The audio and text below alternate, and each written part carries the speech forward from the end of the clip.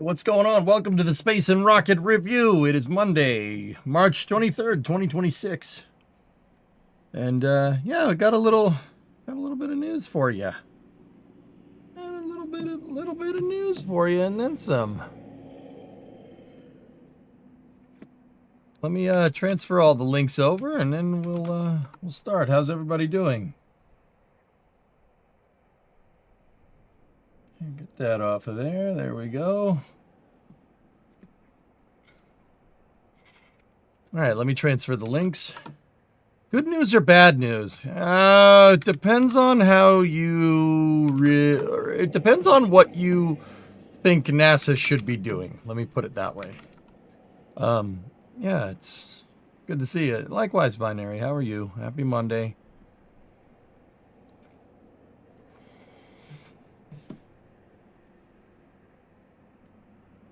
All right. Cool. All right, so we'll get through all the other stuff, and then we'll jump to that. Yeah, the first thing that I kind of thought we should check out is well, over the weekend there was a huge announcement from SpaceX and Tesla. Here. I think we'll start by watching that. Let's see what we got. It has everybody's favorite aerospace CEO. So, you know, let's see what we got. Let me make sure the sound isn't overdriven. And let's see what is going on here. I said, let's see what's going on here. Yeah. Universe, you must...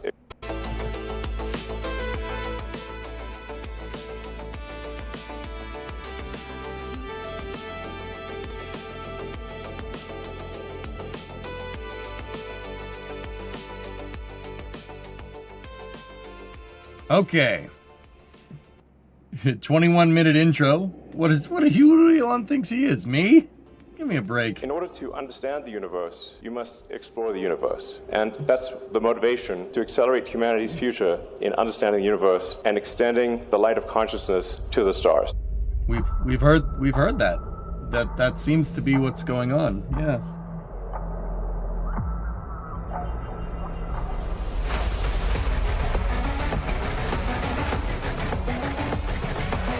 I learned from the best, Deadbringer.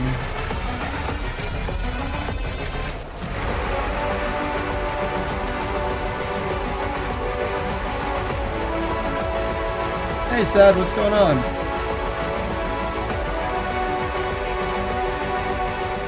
Yeah, tomorrow is going to be a busy day, Rares, for sure. One man, you said nothing worth watching, complete fantasy. Oh, spicy. Okay. That building did say macro hard, yes. What are we watching? This was an announcement that happened yesterday. This is well, you'll see here. Check it out.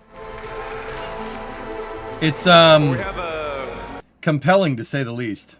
we have a profoundly important announcement to make, which is Space. I'm in space. Epic Thank you. shipbuilding exercise in history by far. Yeah. This is really going to take things to the next level. So, yeah, a level probably people aren't even contemplating right now. This is not in the... Hey, Chris. I'd call this sort of an out-of-context problem. It's not in their context. So we're going to adjust the context by... Did he just call us normies? Brother, I ain't no normie. I might talk like one, but I ain't no damn normie.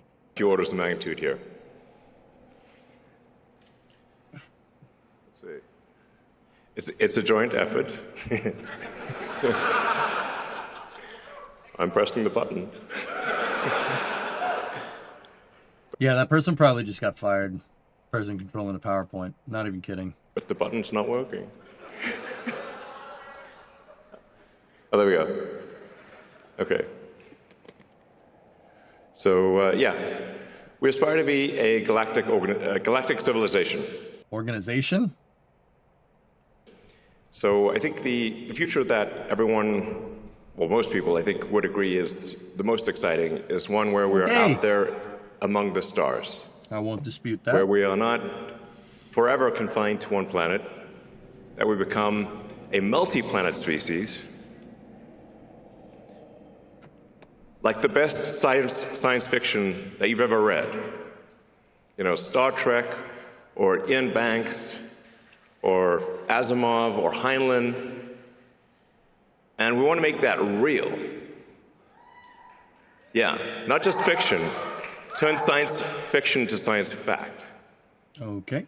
That's the glorious, exciting future that I certainly look forward to.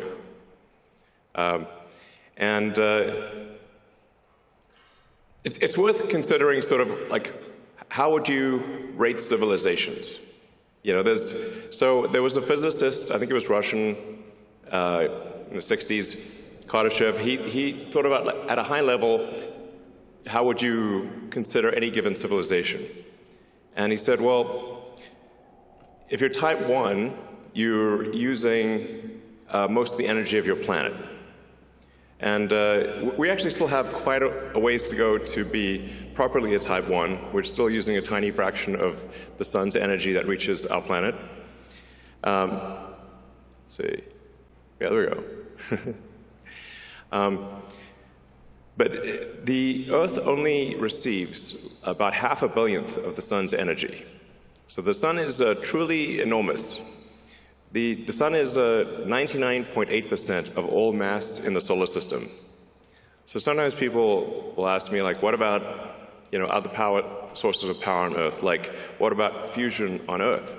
Well, that is unfortunately very small because the sun is 99.8% of mass in the solar system.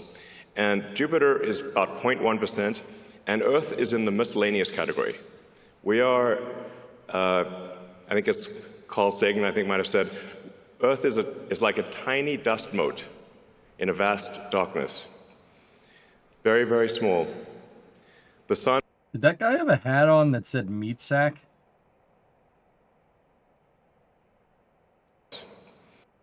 Yeah, okay. Very, very small. The sun is enormous. So the way to actually scale civilization is to scale power in space. Means that I was necessarily hoping true you were here. Because we actually capture such a tiny amount of the sun's energy on Earth because we're just this tiny dust mote. Another way to think of it is roughly like electricity production on Earth of all of civilization is only about 1 trillionth of the sun's energy.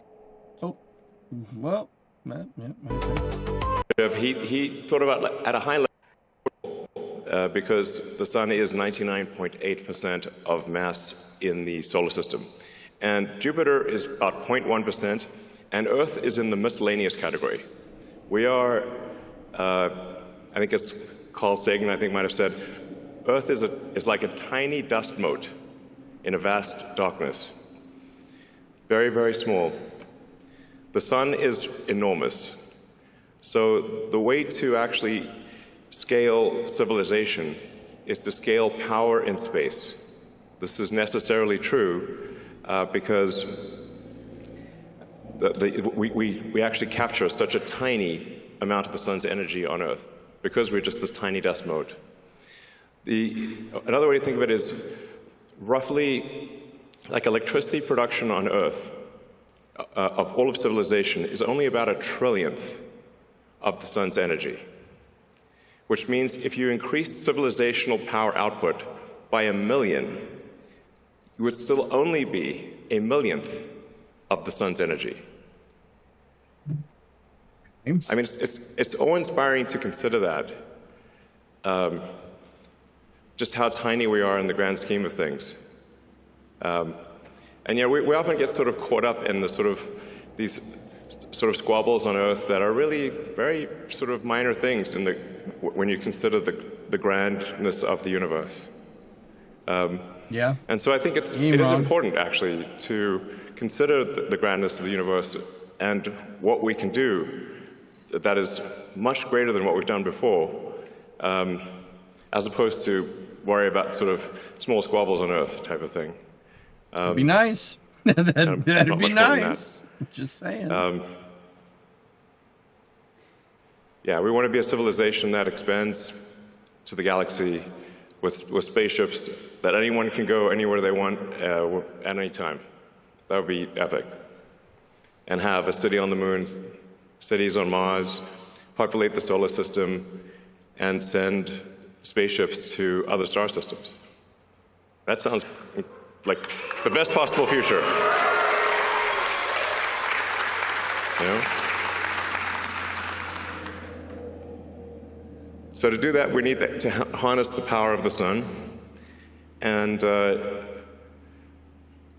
so a terafab, while it is enormous, a terawatt of compute per year is enormous by our sort of civilizational standards. It is still just one step along the way of being even a Carter ship. You still have a long way to go to even be a Carter ship 2 level civilization, and you're not even registering as a Carter ship 3. So it's a very big thing by current human standards, but still small in the grand scheme. But very difficult for humans. So to accomplish this very difficult goal really requires a combination of efforts of SpaceX, XAI, and Tesla working together to create this epic terafab project. So.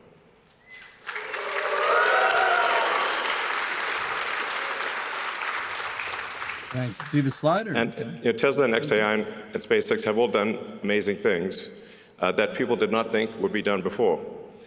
So there's the Giga Texas fab here.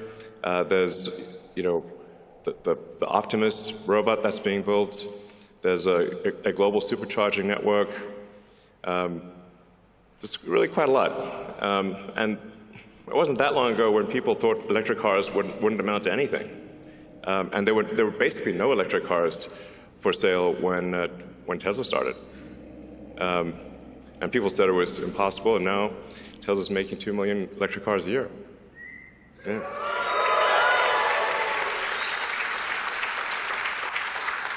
And then XAI, although it's a new company, now part of SpaceX, has also built the first gigawatt scale compute cluster, which in record time.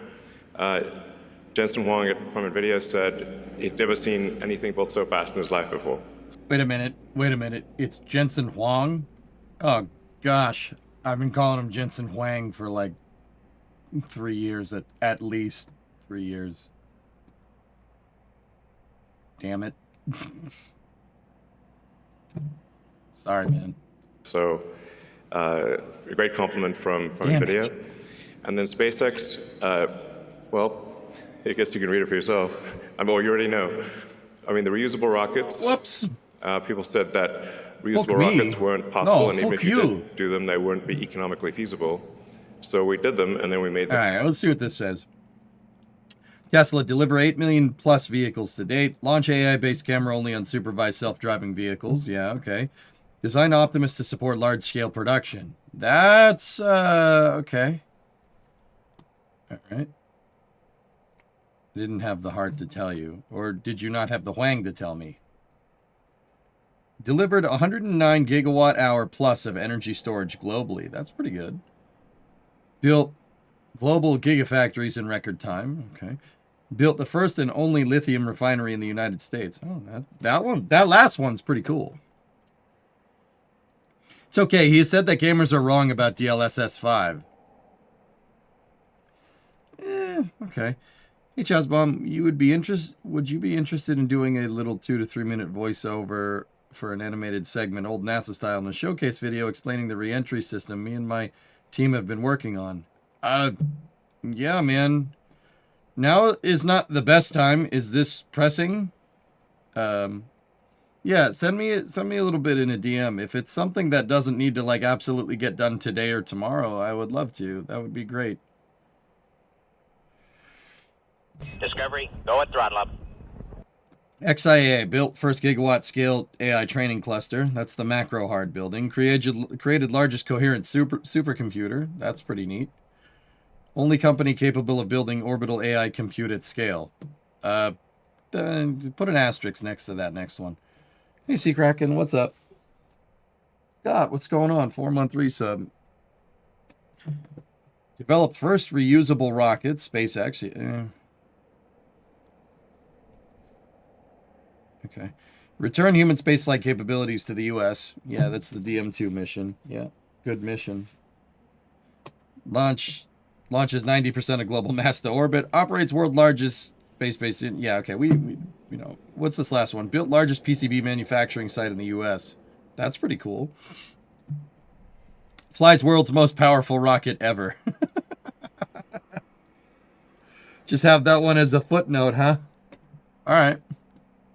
Economically feasible. And now we've landed over 500 times. And then we did the Falcon Heavy, and now we're doing Starship. And Starship is a critical piece of the puzzle because in order to scale compute and scale power, you have to go to space, which means that you need massive payload to space. And Starship will enable that. So this gives you sort of just a sense of scale. Yeah, look at this.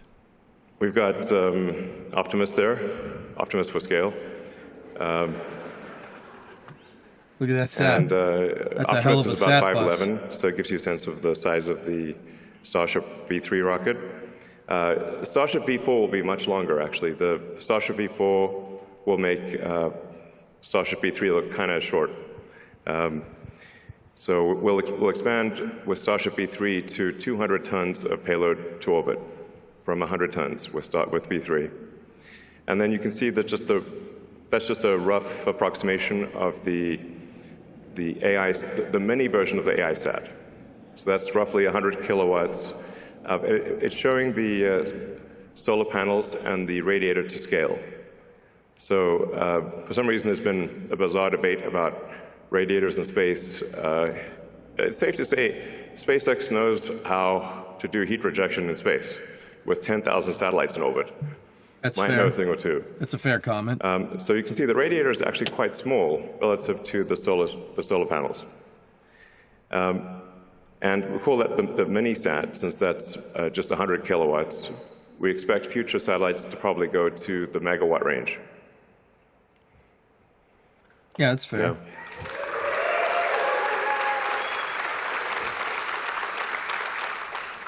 So About a in meter order and a half. to get to the terawatt No, 2.5 meters. of compute per year, About 10 you need about 10 million tons So that's to orbit closer per to year, 3. and at 100 kilowatts per ton. So we're confident this is Wait, feasible. Sorry, can I hear that one more time? Might know a thing I or talked two. over it. That's my fault. So you can see the radiator is actually quite small relative to the solar panels. And we call that the mini-sat, since that's just 100 kilowatts. We expect future satellites to probably go to the megawatt range. Hang on, Bandit. I'll explain it, bro. Yeah. A megawatt satellite. Okay. Can I hear that one more time, dudes? Just Will make Starship V3 look kind of short. So we'll expand with Starship V3 to 200 tons of payload to orbit from 100 tons with V3. And then you can see that that's just a rough approximation of the AI, the mini version of the AI sat. So that's roughly 100 kilowatts. It's showing the solar panels and the radiator to scale. So for some reason, there's been a bizarre debate about radiators in space. It's safe to say SpaceX knows how to do heat rejection in space with 10,000 satellites in orbit. Might know a thing or two. So you can see the radiator is actually quite small relative to the solar panels. And we call that the mini-sat, since that's just 100 kilowatts. We expect future satellites to probably go to the megawatt range.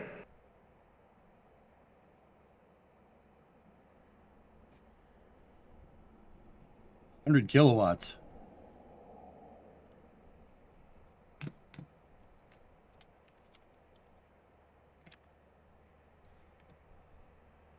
Hundred kilowatts is 100,000 watts. Just sorry, my brain isn't working good today, so. Huh. They want a megawatt satellite. Okay. Okay, so like, just for some reference here, dudes, a 100 kilowatt satellite is like a hospital generator. That's like the type of generator that you'd use to power an entire hospital. A megawatt. A megawatt is a small power plant, dude. Like, that's like a wind farm or a solar farm. That's pretty good, man. A home uses about 20 kilowatts a day. Yeah, yeah.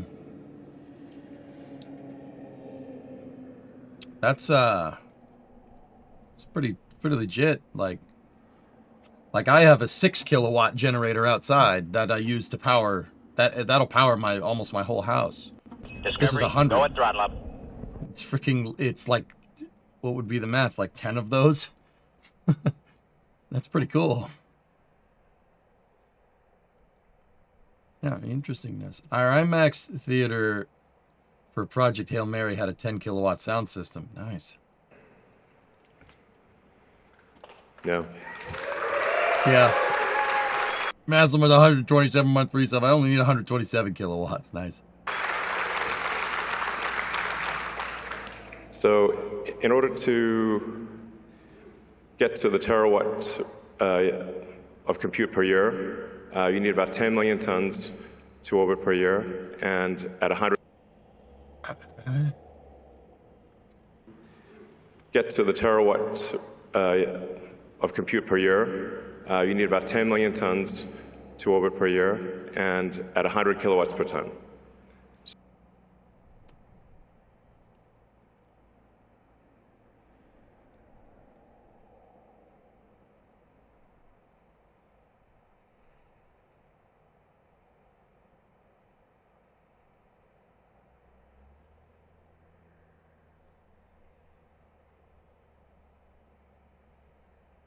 Oh.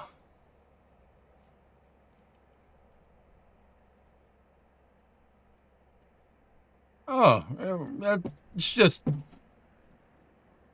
300 Starship flights a day.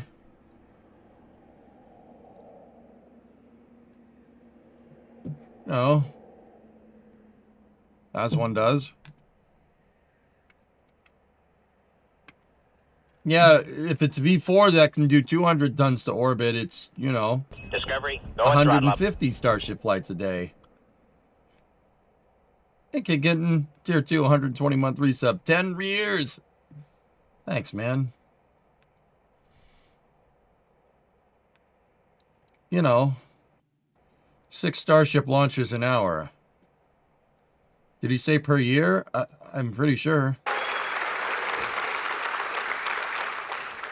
So in order to get to the terawatt of compute per year, you need Yeah, he said per year. about 10 million tons to orbit per year, and at 100 kilowatts per ton. So we're confident this is feasible. Like, no new physics or impossible things are required to get there. So I'm confident actually that SpaceX will get to 10 million tons to orbit per year. I mean, even getting it, guys, I'll be honest. This is SpaceX 101. Like, even getting to a tenth of that is absurd. A tenth of that, like, you know, would be like well above everyone else. I mean, we know Elon sets high goals. Like, I do agree with him though. There's nothing stopping us from doing that. It's just a scale problem. And to say that Elon wouldn't have the money to scale it would be kind of dumb. Yeah, dumb is the word I'm looking for. Yeah, I mean, the guy's got the money. I'd just be wondering about time. Like, how soon you want to get this scale done? And then we're building up to a terawatt of solar. So that solves will solve the sol. Don't forget the $2 trillion IPO. That's what I'm saying, Alleviate. He's, brother, like, what I would say is the problem. Like, if I propose this, people would be like, yeah, with what money? What money are you doing? What you going to use that with? I don't think he has that problem, man. Now, will they reach that type of scale? I would be wondering about time. What's your time frame for this? I listened to this when I was half asleep, but I'm willing to bet that he doesn't give one. I'm willing to bet. You want to do? I mean, 20 years? That's doable. I'd say that's very doable. You best get working on this like now, you know. But The problem, the power generation. So then the key missing ingredient is therefore a terawatt of compute. So this announcement is about solving the key missing ingredient. To give you a sense of what we're talking about, the current output of AI compute is roughly 20 gigawatts per year. This chart explains why we need to build the terafab.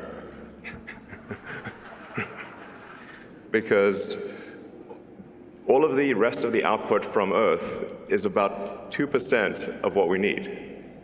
So if you add up all the fabs on Earth combined, they're only about 2%. we're never getting new GPUs, are we, bros? Gaming. I swear, if AI kills gaming, I'm gonna be a little upset. we're gonna go back to playing Pong. Bloop, bloop, bloop, bloop, because that's the only thing anyone's gonna freaking be able to afford.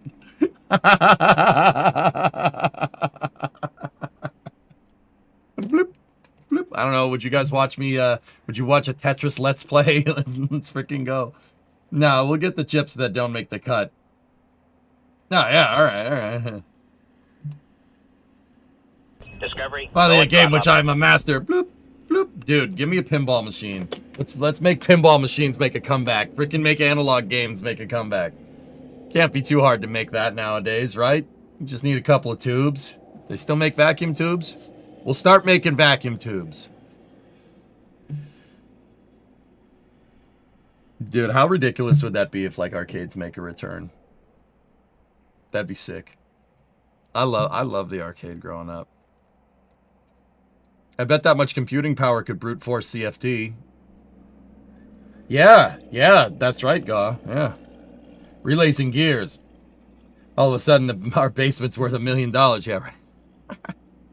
Of what we need for the terawatt project. Arcades are still a thing. Lunprod, every town in the United States in the 80s had an arcade in it. It was as commonplace as a pizza store. Right? You say arcades are still a thing, but respectfully, no. No. Fab project. So, you know. In fact, the pizza store was the arcade in some cases. I was there. It was awesome. Nothing like showing up at the arcade, right? To find some punk beat your score, and then you got to go start asking around. Hey, who played that? Who beat the high score in that game? I did that, dude. I did that in the 90s when I was just a little kid. We certainly want our existing supply chain to be clear. We're very grateful to our existing supply chain, to Samsung, TSMC, Micron, and others. And we would like them to expand as quickly as they can. And we will buy all of their chips. I have said these exact words to them. But there's a maximum rate at which they're comfortable expanding, but that rate is much less than we would like. And so we either build the terafab or we don't have the chips, and we need the chips, so we're gonna build the terafab. Oh, God, do that. Just build that. All right. Yeah, You know, as one does. And we're starting off with an advanced technology fab here in Austin. And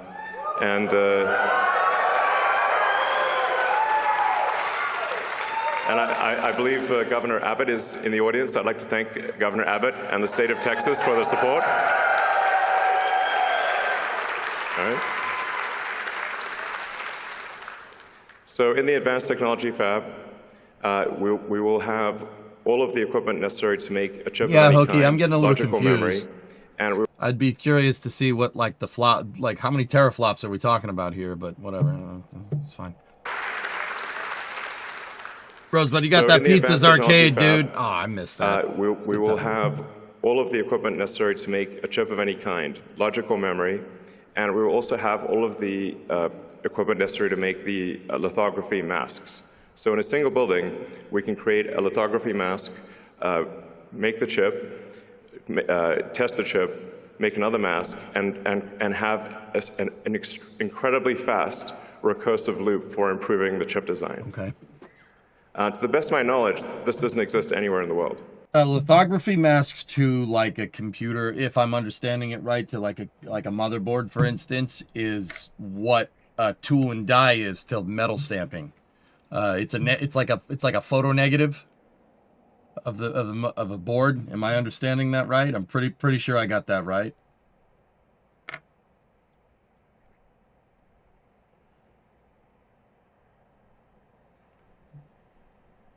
Chess is a great game, dude. Yeah. It's the chemical etching. Yeah, exactly. So you can, it's what tool and die is to metal stamping. Cool.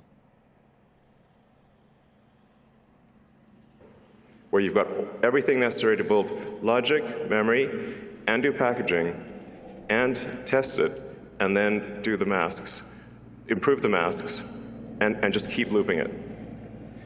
So, and we're not just... Mother fricker, dude. Rapid iterative chip design. Okay. It's PCB etching at a nanometer scale. Huh.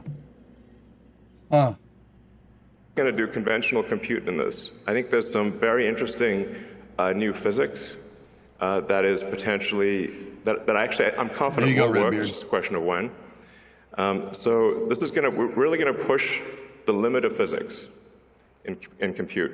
And we're going to try a bunch of wild and crazy things, which you can do if you've got that fast iteration loop. That I can't emphasize enough the importance of being able to make a chip, test it, and then change the design, do another one, and have that in a single building. I think that our recursive improvement with that situation is probably an order of magnitude better than anything else in the world. Yeah.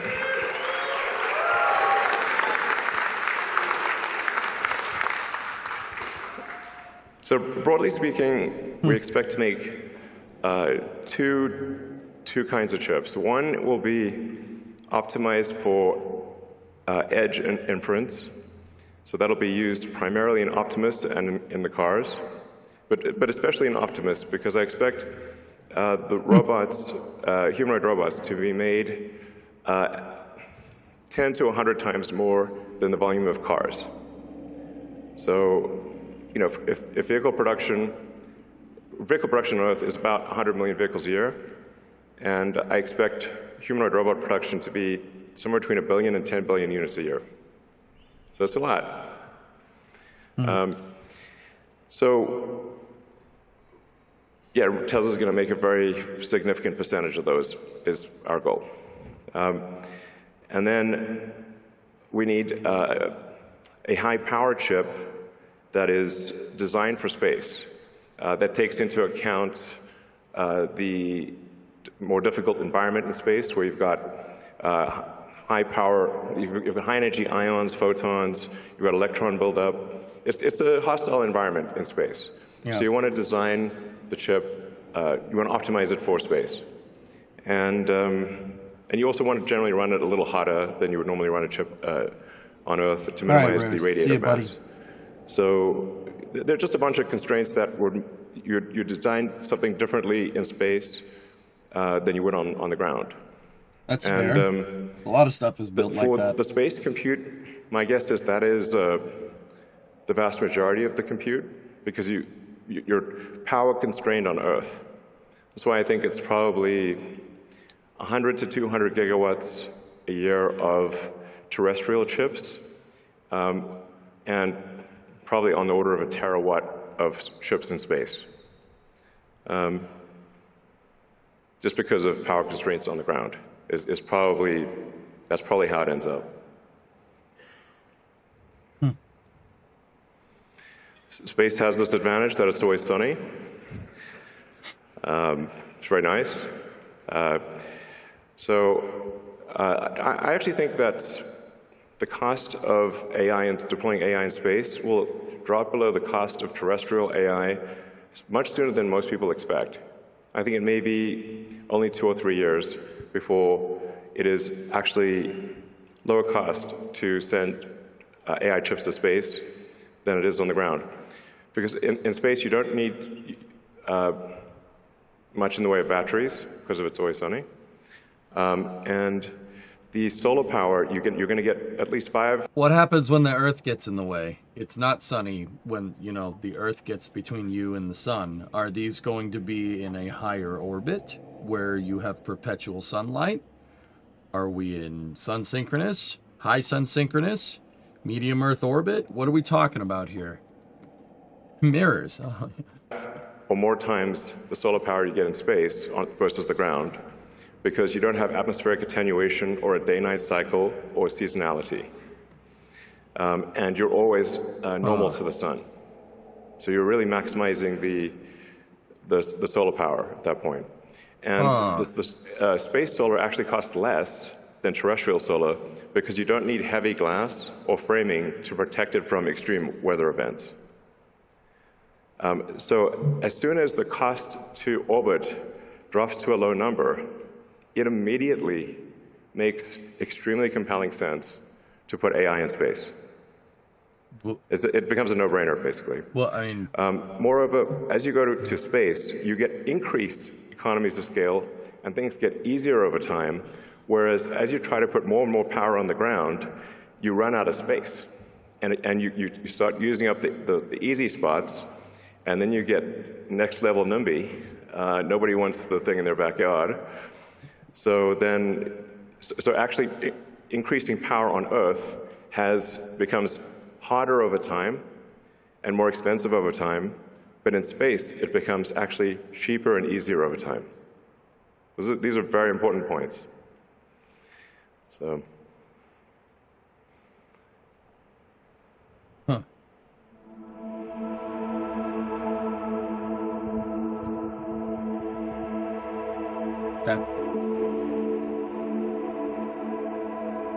Oh yeah, this part. I remember now. Yeah.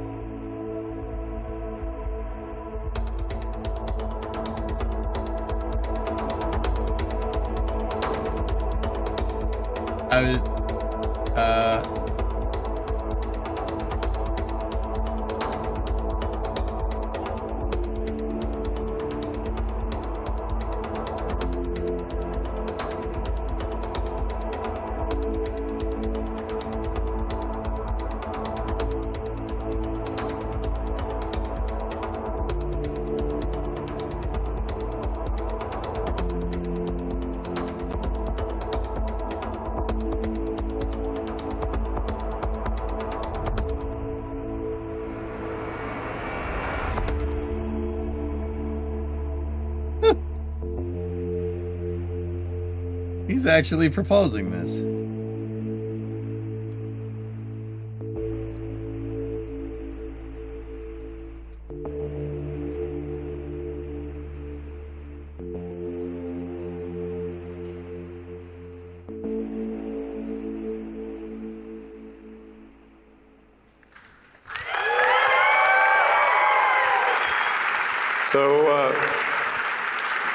what you just thought there was, because of course you're asking, what's on your mind is, well, what do you do after a terafab? Don't think small. Well, yeah, good point. So we, how do you get to a petawatt is the obvious next question. And you get there by having an electromagnetic mass driver on the moon with robots, with Optimi, and obviously lots of humans.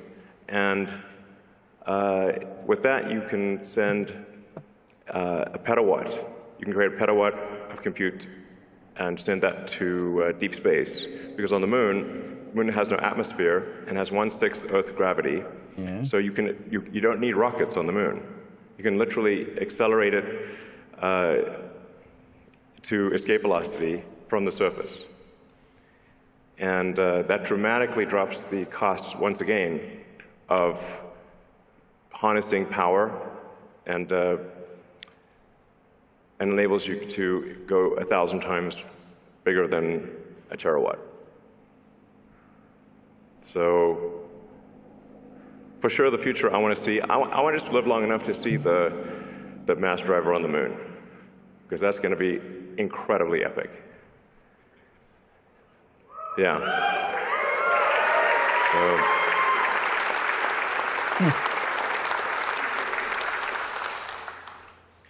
That should hopefully get us to 1/millionth of the sun's energy at least. Humbling to think about that.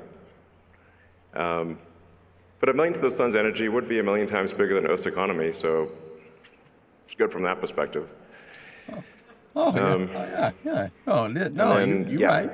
You expand beyond that to the planets, to the other stars, and create the most exciting possible future that I can imagine. So.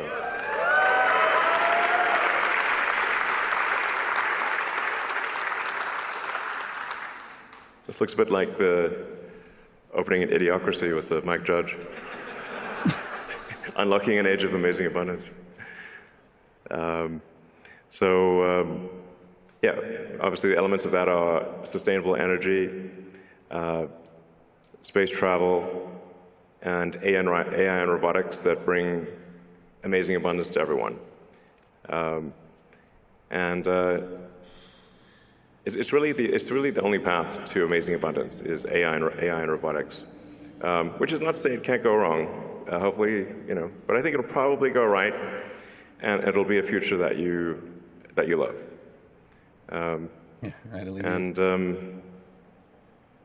It's the best future I can think of, at least. And then we go beyond the moon, beyond Mars, and we sail through the rings of Saturn. Now, wouldn't it be amazing if you could buy a trip to Saturn? Or frankly, if you just have a trip to Saturn, I think things will just be free in the future. It sounds nuts, but if you've got an AI robotics economy that is anywhere close to 1,000,000 times the size of the current Earth economy, literally any need you possibly want can be met. If you can think of it, you can have it. So I think Ian Banks, in his culture books, has it pretty much right, where there actually isn't money in the future, and there's abundance for everyone. If you can think of it, you can have it. That's it. Which means anyone could have a trip to Saturn. So what happens when somebody decides they deserve it more than another person? It won't be, just a few people. If you want it, you can have it. Yeah. So. They fight with sticks. They thumb wrestle for it. Yeah. I mean,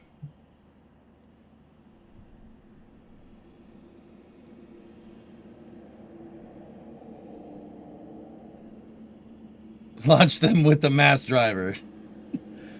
I don't know. Just that's not. I'm not trying to prove a point. That's just a question. That's super cool. That sounds awesome. What happens when somebody decides they're better than another person?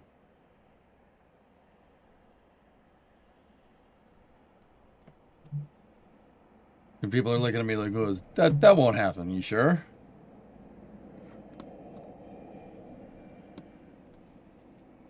What happens when everyone, like a bunch of people move to Saturn or to move to Io, for instance, and then somebody wants to move there and they say no?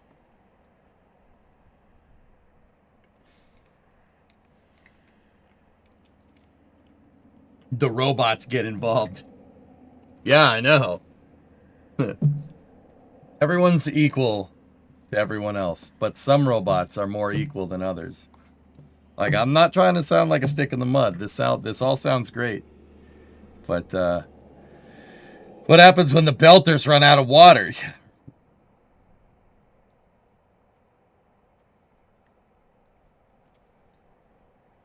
How much of this exists after Elon? I don't know.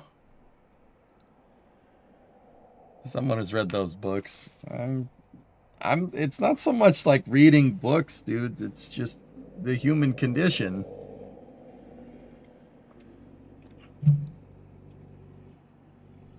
Personally, I'm pro Ionian independence. Yeah, you would be.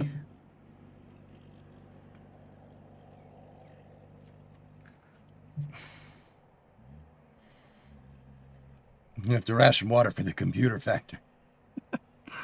Guys, I'm not trying to be a stick in the mud. That was just something that popped into my head. Like, that sounds great, man. I'd really, really like it if, you know, I didn't have to, like, pay bills. That'd be really sick. That'd be really cool. You know?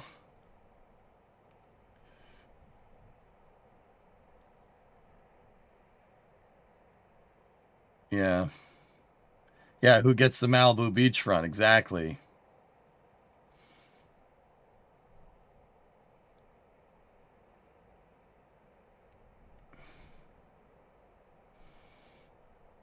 Yeah, exactly. You know, who decides that? You know?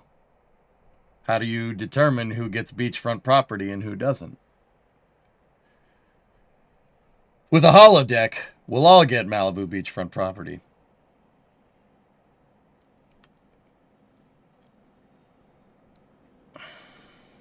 Now, a real question. Do you think that building satellites on the moon will be simple enough to be economic? It'll be simple enough to be economic when you establish an industrial base on the moon, Markar. It really is dependent on how far you build out the industrial base there.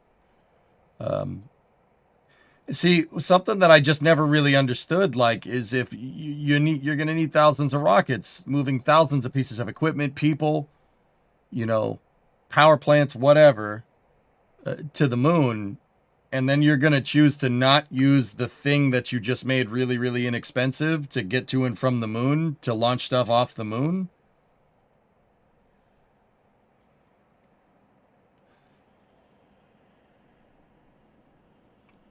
That's like, you know, building out a container ship because you need to move 10,000 containers across the ocean. You build out your container ship, right? And there's a dock on one side of the ocean, a dock on the other side of the ocean. You know, you can load up all your containers. You build it out so you have like a heavy dock so you can offload these containers every time you do a trip. And then you get there and eventually you're just like, man, I'll just take the airplane back.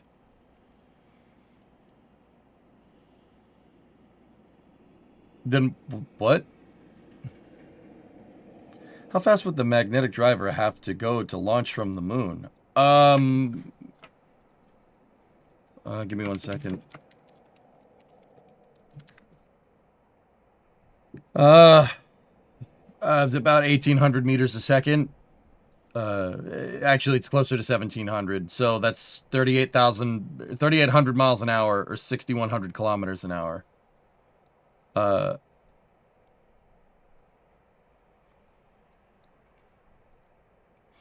You know, on the stick in the mud, we're governed by the same forces that caused nearly a 60-year gap between Apollo 17 and Artemis 2. Yeah. It's a legitimate question. It's not trying to be rhetorical, to be quippy or edgy or whatever. It's just, yeah, I'm just really curious how this post-economic future works. How does that work? That's fast. 1.7 kilometers a second is not very quick. You need 9 kilometers a second to orbit the moon, or orbit the Earth. Excuse me.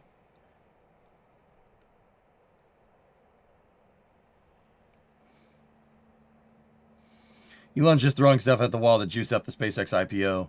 He did the same thing with Tesla at the Gigafactory battery plant in Texas, which has been a spectacular failure. Has it though?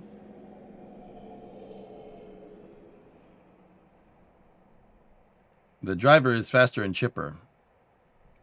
Don't worry, we won't be here to see it. Damn, dude. Twitcher, do you really think that? I don't think so. I think that SpaceX, like, once again, dudes, I know Elon hater. I don't hate Tesla. I wouldn't buy one, but I don't hate them. I love SpaceX. XAI is, yeah, whatever. I don't hate the guy. I really don't. I'm just, objectively, I think they've been pretty successful. Like, you know, in that whole battery prototyping thing, I think that's pretty... The 4680s are a huge disaster, despite him saying they were the future. Interesting. Legit questions. I wondered the same thing. Yeah. I've heard Twitcher. I've literally never heard anybody say that.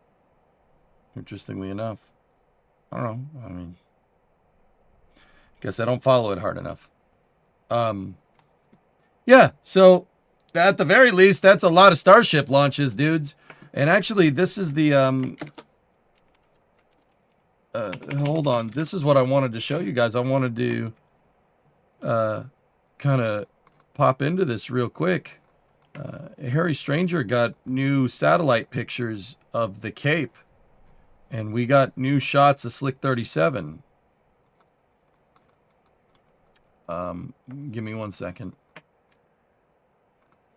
I will find it.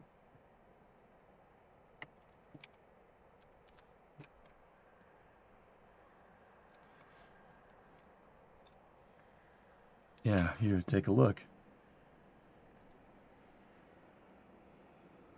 So there's all the tower segments there at Complex 37. This was a former Delta 4 pad, but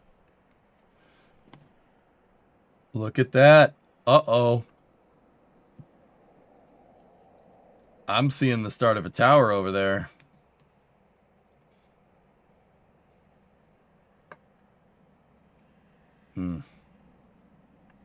Could the mass driver be connected to the satellite factory? No need to load the sat into a Starship, fuel up and launch. Saves a lot on time. Sure.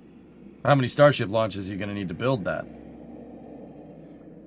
You could have just launched it all on a Starship. Starships are going to come down and unload cargo for the factory anyway. Might as well load them up. And you know what? There's nothing saying that they wouldn't do that. Till the thing works, I guess. So, I don't know. Come on, 10 billion Optimus a year. Seriously, Elon's losing his grip on reality. If he said 100,000 a year, I might take him seriously. Yeah, 10 billion. When these are numbers to scale to. Like I said, he didn't give us a time frame. He said in his lifetime. So the next 20 years, I would guess. But even 10 billion is... By that time, that'll be Earth's population every year in robots, which is... All right.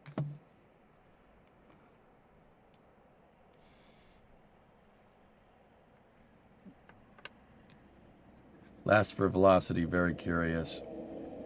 Anthrofuturism did an analysis on locations for the launch to from Moon to Mio, and he found that the mass driver would be launching at 2.54 kilometers a second.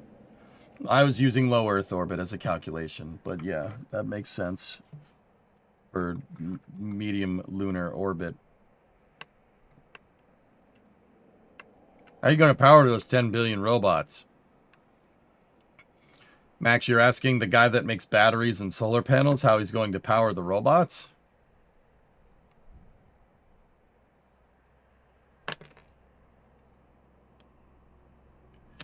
Medium Earth orbit, not medium lunar.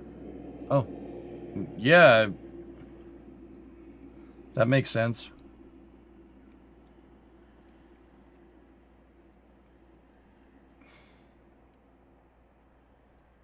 Hamster wheels run by the robots. Oh yeah. So yeah, they're working. They've definitely gotten the thing graded. They got a lot of the fill dirt they've gotten down to fill dirt and they scraped off the topsoil and have gotten to fill, and they started filling. Blockhouse is still there though, which is cool. I hope it stays. And then there's the tower segments right there. Work around, it looks like they have the base pieces for the start of the new tower sections being built on site.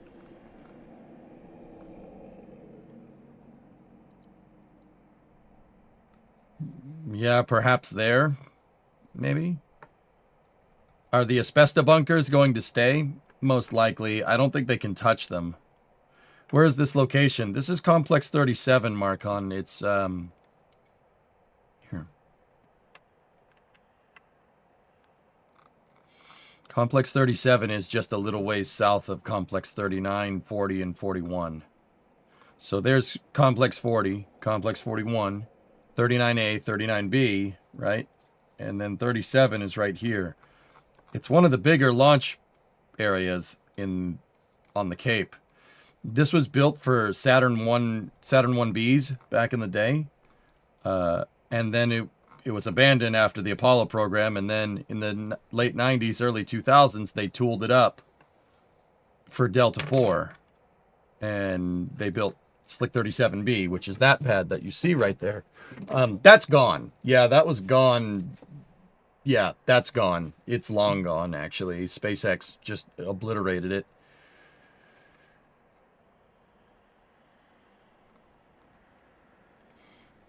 Yeah, the Saturn 1B pads would have been used if the Apollo program, if the Saturn V didn't work. They built this as a backup plan to do EOR, Earth Orbit Rendezvous Lunar operations.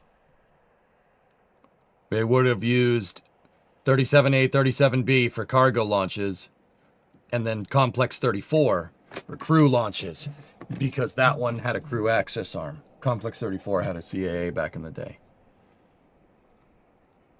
Now show him 39C. No. That pad doesn't exist.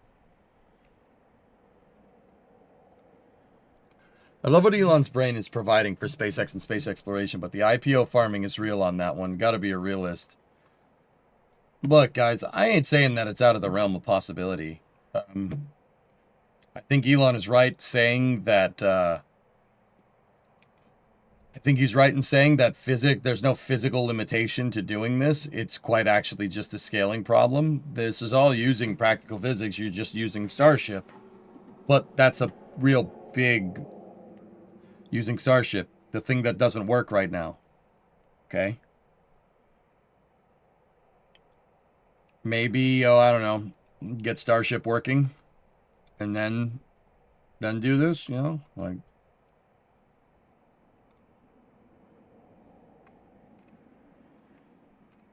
Like, if you want to do scale like this, that would be my priority. None of this works if you can't launch it into space. Anything on the battery front? No.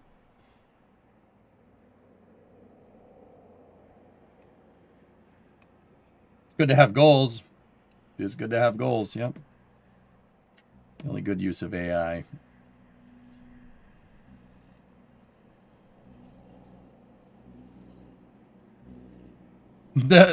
Nice.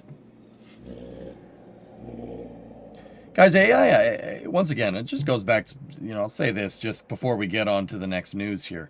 I don't necessarily have a problem with AI. I really don't. I just don't think it needs to be in every single thing. It's like how we insisted that everything needs to have a computer. And then everything had a computer. And now where did that get us? Stuff's complicated. It's a pain in the butt to use. Arguably way more complicated than it needs to be. Like, my fridge doesn't need a computer in it. They were making refrigerators for a half century with no computers in them. You just need a compressor and a couple of analog temperature sensors, and you are good to go. All this crap makes it more expensive. Even with, especially nowadays with the chip, like with chips in high demand because of AI computing and stuff. I just, if you asked me 20 years ago, I'd be like, yeah, there's nothing wrong with a computer in your refrigerator. Yeah, no, there is. It's just everything is a pain in the butt. Everything's more complicated. Everything's harder to use. That AI might make a lot of things easier, but it's also going to make a lot of things more difficult. And meaning that if every single freaking thing has AI in it, like your fridge, right? What happens if it breaks? The solution there, if it breaks, is just to throw it away and then go buy another one. I don't like that. I don't think that's right. That's very much my opinion on it. People disagree, that's cool. It's kind of fun having my fridge call me fat for grabbing a second Coke in a day. Yeah.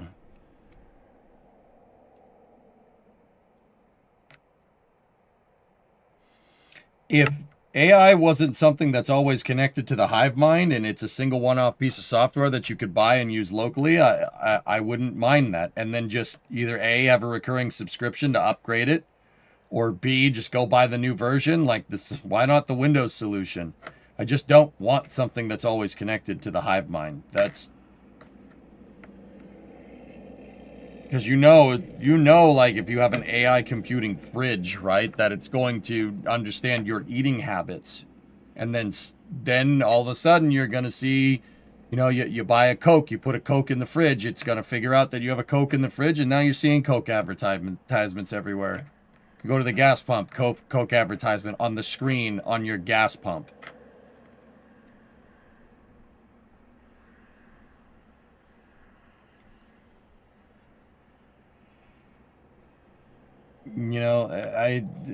Fellas, look, I like technology. Technology's super cool.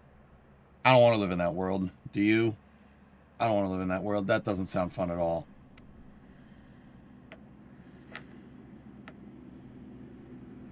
An argument for a moneyless society. Yeah. Imagine having to watch an ad to open your fridge. Some punk in Silicon Valley is thinking about that kind of stuff, Reaver. Bro, it's a fridge. It's a fridge. Freaking fridge. My phone doesn't need AI. My fridge does not need AI. My car does not need AI. Unless it's self-driving, then in which case, yeah, maybe. But I don't like self-driving cars. I just don't like the idea of the car driving for me. I don't like it. I don't like it. That doesn't mean it's not, I'm not going to say that, like, oh, nobody should have that. Like, I'm not doing that. I don't want to do that.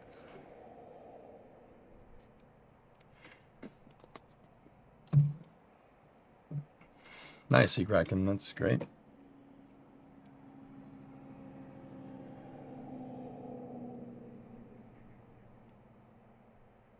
It's amazing for traffic. It's amazing for traffic if people can't drive.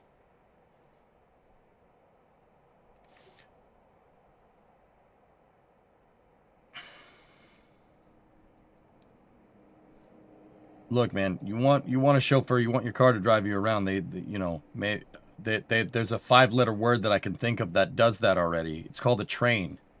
Maybe we should build those instead. I don't know. Just putting it out there. Any thoughts on the big thing tomorrow? Let's get into that. I'm having a day, dude. So here, check this out. NASA announced we'll host a live event Tuesday, March 24th at 9 a.m. to provide an update on implementation of the national space policy in preparation for returning to the moon's surface by 2028. A press conference will follow. How to watch. NASA will hold a press conference at 9 a.m.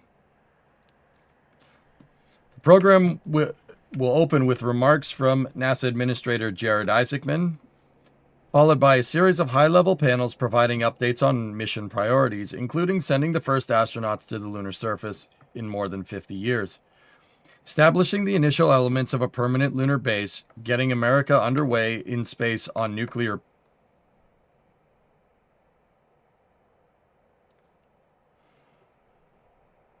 followed by a series of high-level panels providing updates on mission priorities, including sending the first astronauts to the lunar surface in more than 50 years, establishing the initial elements for a permanent moon base, and getting America underway on space and nuclear propulsion, and other objectives. At 4:45, NASA will hold a live news conference from headquarters to provide an update on the agency's progress towards implementing the national space policy and recapping major announcements discussed throughout the day. NASA participants include Administrator Jared Isaacman, Associate Administrator Amit Garcia, Dana Weigel, ISS Program Manager, Carlos Garcia Galan, Program Executive, Moonbase.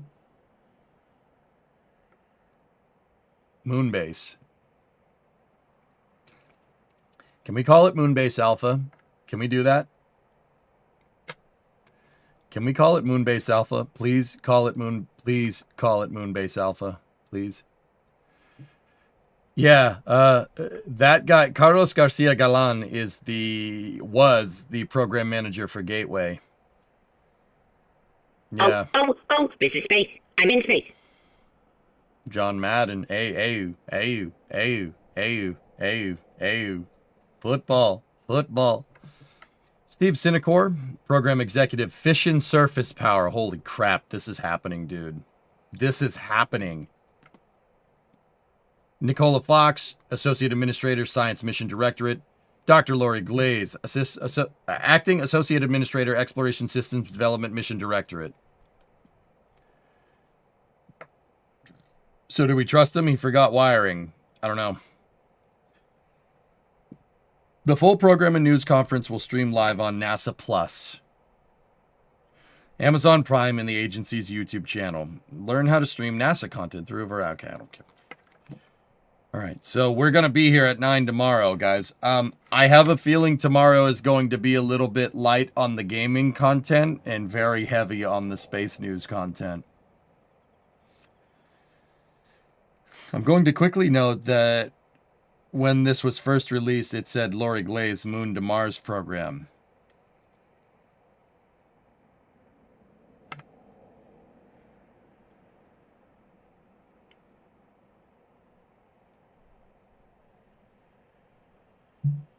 Some of you guys aren't going to like hearing this, but if I was Jared Isaacman, I'd scrap the Moon to Mars program too.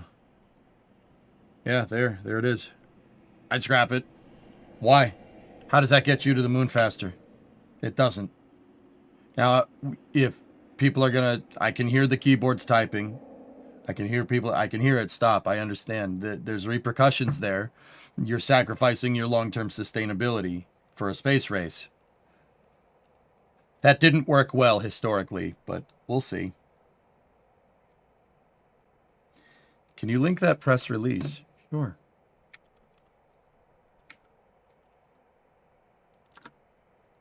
I'll link it in both chats. Clickety clackety. You guys can hear the keyboard today?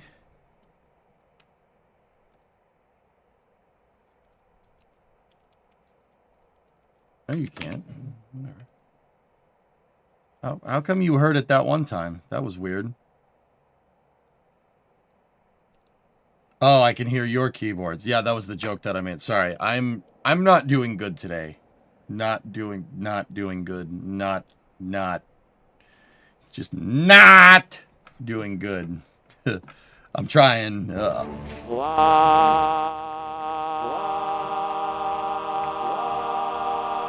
It sounds like my brain right now. Tranquil as a forest, but on fire within.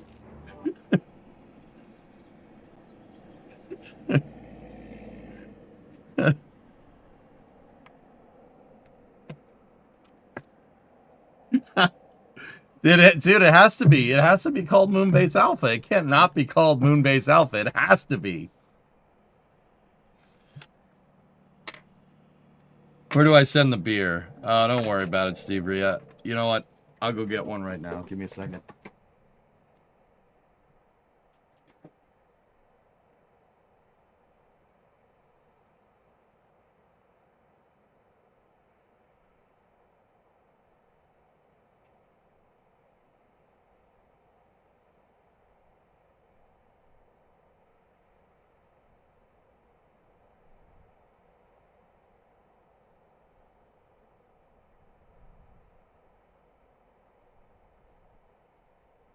Anyway. I don't have a problem. You have a problem. You got a problem? Turn off the stream.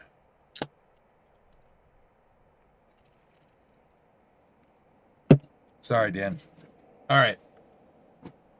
Yeah. Something like that, Nader. I don't freaking know, dude. I don't know, dog.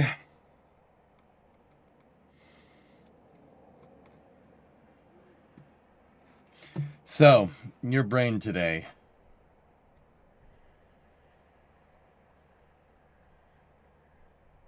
Watch this F-18 pilot do a prohibitive maneuver as he performs a gun's defense against the attacking F-14. Gosh, what the fuck was that? That incredible agility is... Yep.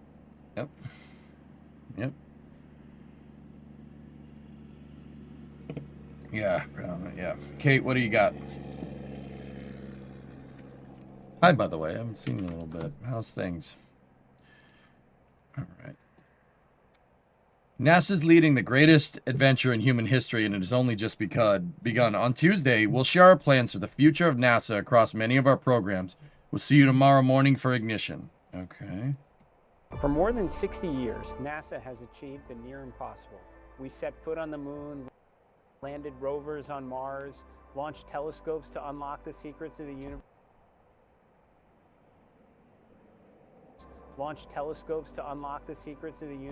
And began decades of continuous human presence on the International Space Station and delivered countless... Hey, baby. That's a nice Hubble, you might say. Send Elon's robots to service Hubble. We got James Webb, man, and bring it back down and put it in a museum and then build another James Webb. How about we build that? We should have built 2 James Webbs. What if we built 2 of them? Would it be cheaper? Would it have been any more expensive? It's a $20 billion project. You telling me like, oh no, if we built 2, it would have been $21 billion? Is that where we draw the line? They should have built like 5 of them. This is ridiculous. Scientific discoveries along the way.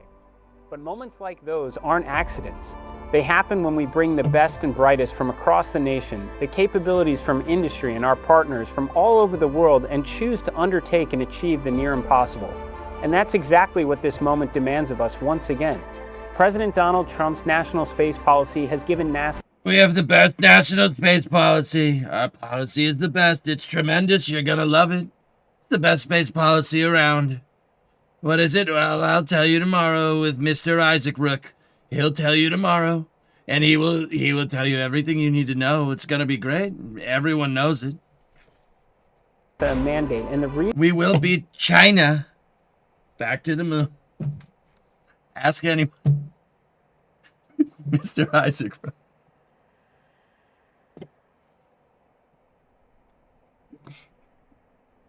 Excuse me.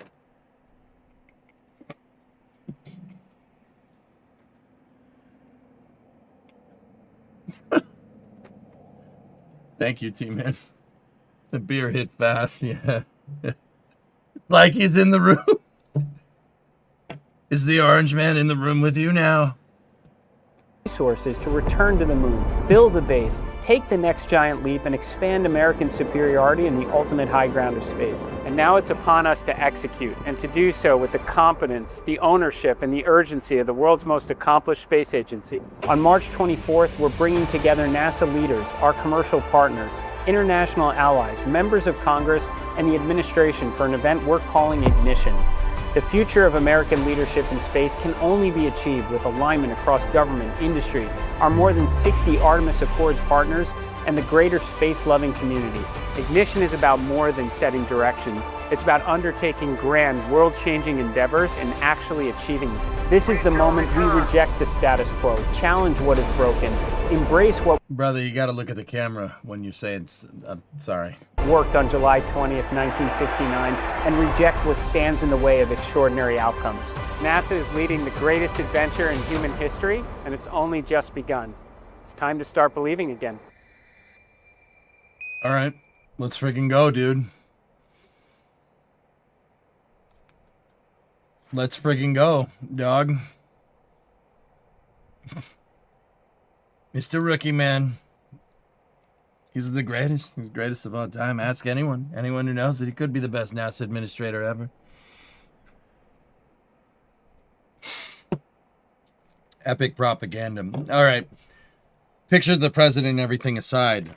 Guys, I've talked about this before on stream. Like, it's not a bad idea. NASA does need a shake. They need to be shaken up. I've told you I'd go. If it was me, I'd go into NASA HQ and fire a lot of people. If, people ask, "Oh, would you be a good administrator?" I'd be like, "Probably not." I'd fire a bunch of people. I'd go in there. It'd be like the end of Mr. Deeds. I'd be like, "Oh, you sir, you are definitely fired. No, you are fired. You are fired. You are fired. You are fired." And then Ahmed Garcia would be there to be like, "What about me?" And I'd be like, "Not fired, but tomorrow you let me change your socks." It'd be just like that. So, hey, space propaganda is okay in this stream. This is a space propaganda allowable, safe space. All right. Your dogs are still barking. They're barking. They're barking all the time. They could be barking left. They could be barking right. They could be barking at a dog. They could be barking at a squirrel. Squirrels. I like squirrels. They're very nice. There's one outside my window. It's tremendous. Anyway, funny impressions aside. In this stream, we watch space propaganda. You okay? No. Nah. Thank you for your attention in this matter. No, this should be pretty cool. I'm excited. I think NASA needs to be shaken up like this. I don't necessarily like that it's for a space race, to be honest with you.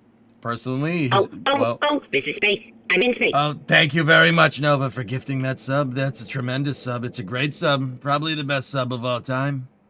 Everyone knows it. Ask anyone. I'm a remarkable imitation machine. This is space. I'm in space.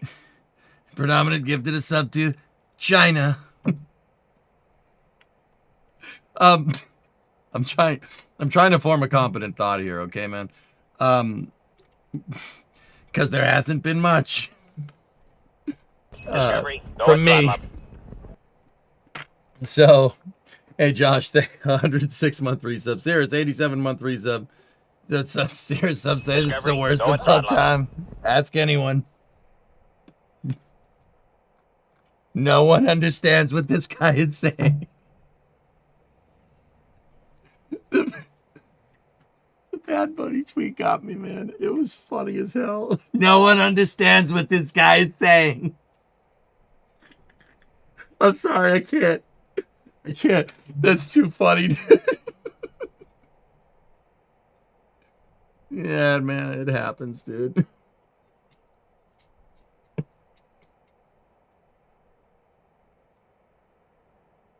All right. Talking about moon bases, I did some calculations for a moon mission. TLI, land takeoff plus Earth return using only Starship, using a patched conics method. Okay, cool. Using Starship V3 with 200 tons to the surface, assuming a dry mass of 150 tons, and using only sea level Raptors requires 2.79 or 2.79 tons of fuel. Okay. Or no. 2790 tons of fuel. Starship V3 is stated to carry 2700 tons of fuel. It is surprisingly close to be a coincidence, I think. Dude, remember when we made the Taurus capsule? And remember what did I say when we built the Taurus capsule? What did we center it around? We centered it around that capsule being able to get to low lunar and back from a trans moon injection in KSP. I built it for that very specific reason. And then, yeah, you got to put your benchmark somewhere. You have to have a benchmark for your stakeholder expectations. So that makes sense, dude. The stream went off the rails the moment we started yelling John Madden. John Madden. John Madden, football will be the words that we'll say in our new moon base. Ayu. Ayu, ayu, ayu. I'm having a day, dude. Just bear with me.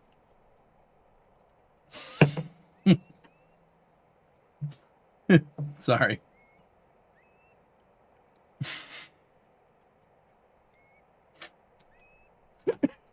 Too much?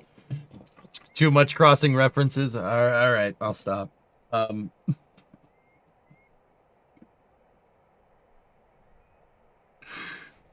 gotta laugh at it. It's pretty funny, right? So, yeah. How long till you break out that impression on Flame Trench? I don't think Flame Trench is ready for that impression, dude. I'm not even sure that Stream is ready for that impression, but you guys seem to be dealing with it all right. Nobody does moon bases like we do. Your drink's all over your keyboard now. I'm sorry, man. Sorry. I'm having the worst Monday right now, dude. I crashed out so hard earlier on stream. I deleted the VOD. You know how bad it has to be for me to delete the VOD. It's pretty bad. Nostrils got a washing too. Hey, I'm just making sure your nasal passage health is healthy. I remember when Newt Gingrich ran on building a moon base and he was laughed at. You know what, dude? Politics aside, his ideas about the moon were not the stupidest ones. Like, I think he got lambasted for other reasons, but his moon base ideas are pretty good. I will still say that Constellation is a pretty good idea, except for that information I found out on the Flame Trench the other day. We figured out that on the Flame Trench, the docking port is incapable of handling the Earth departure stage. So, you know, that's good. Right?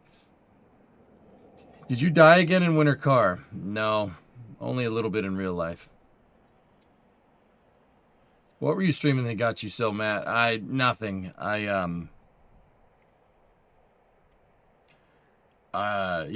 Marcon, just having a bad day, dude.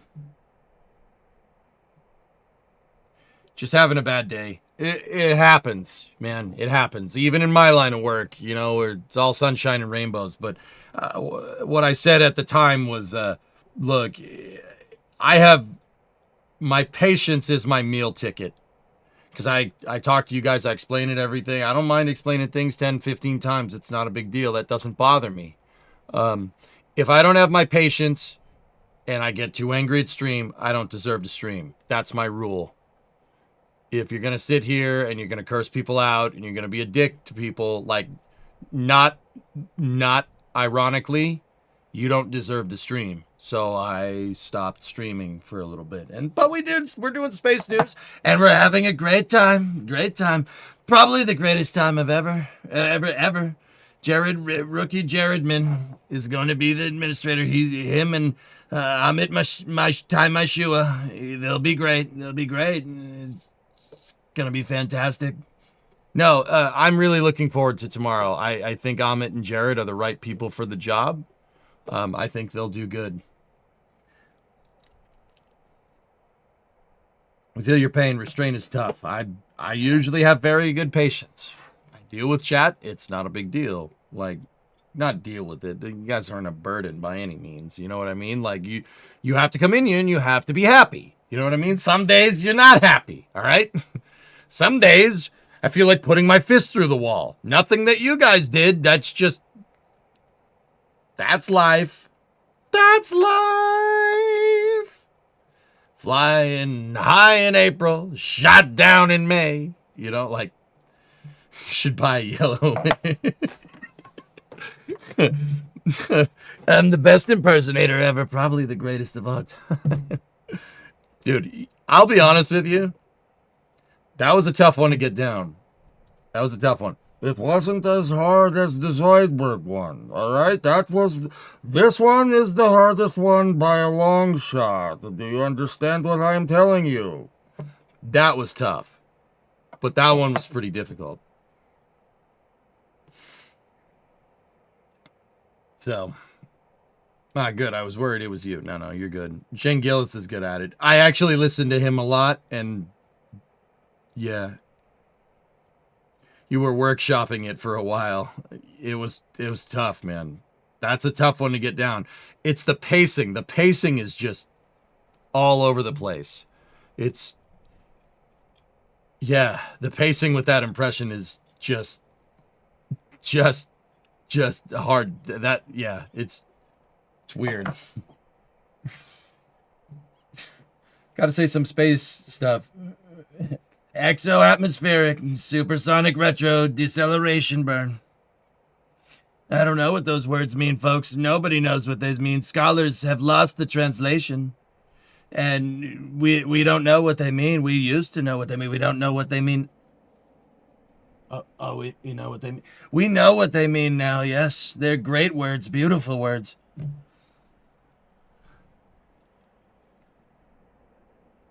Think anyone from NSF would want to join during tomorrow's stream? I don't know, maybe. We love our words, especially those long ones. Your Zoidberg is the reason I subscribed originally 2 years ago. Oh, yes, that young lady, bring me a sandwich from the dumpster and leave the maggots on it. Hugo, sorry, man. I don't mean, like, don't take this as an endorsement or non-endorsement of political figures. I'm in it for the memes. Is that bad? I'm in it for the love of the game. Because I like doing impressions. Like, yeah, but 0.5, dude, it's tough. It was a tough impression to get down. It took a long time. She looks like a steakhouse, but she handles like a bistro. If we kick the door in, the rest will fall like a house of cards. Checkmate. Memes are always acceptable.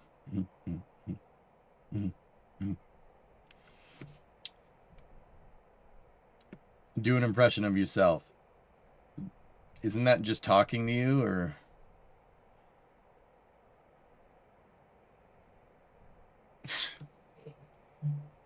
Not usually. Martin, I'm having a day, man. I'm having a day. Bring on the Bill Nelson. Now, we will launch when we're ready. And when we do launch, it'll be as easy as falling off a log into a giant bowl of pudding.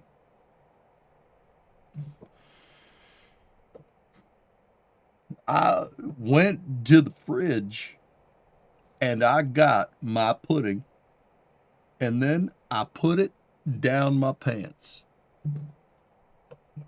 Is that good enough?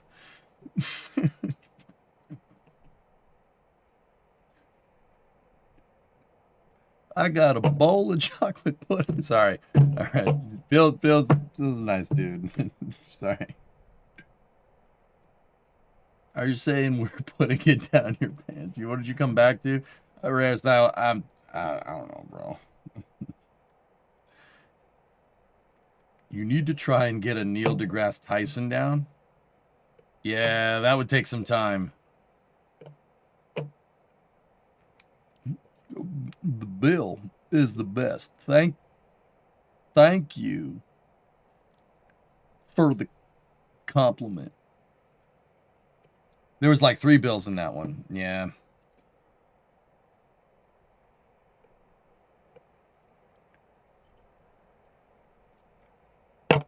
You didn't hear it from me, but Northrop Grumman is going to roll out, or New Glenn is going to roll out in a few weeks. GS1 and GS2 are mated. Now that's news I wanted to hear. You have 3 years to get. He sounds too normal, man. I can't do impressions of people with normal voices. He has the exact same accent that I do. I can't do an impression of that dude. What are you, nuts?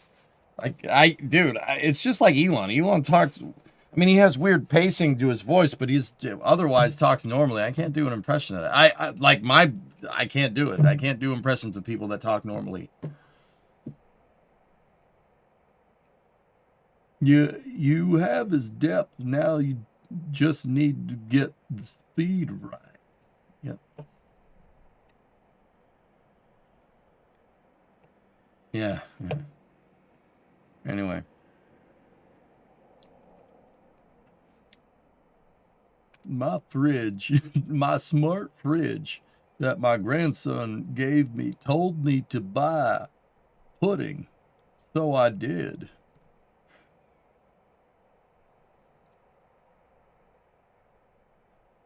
You have his depth, you just need to get the speed. Yeah.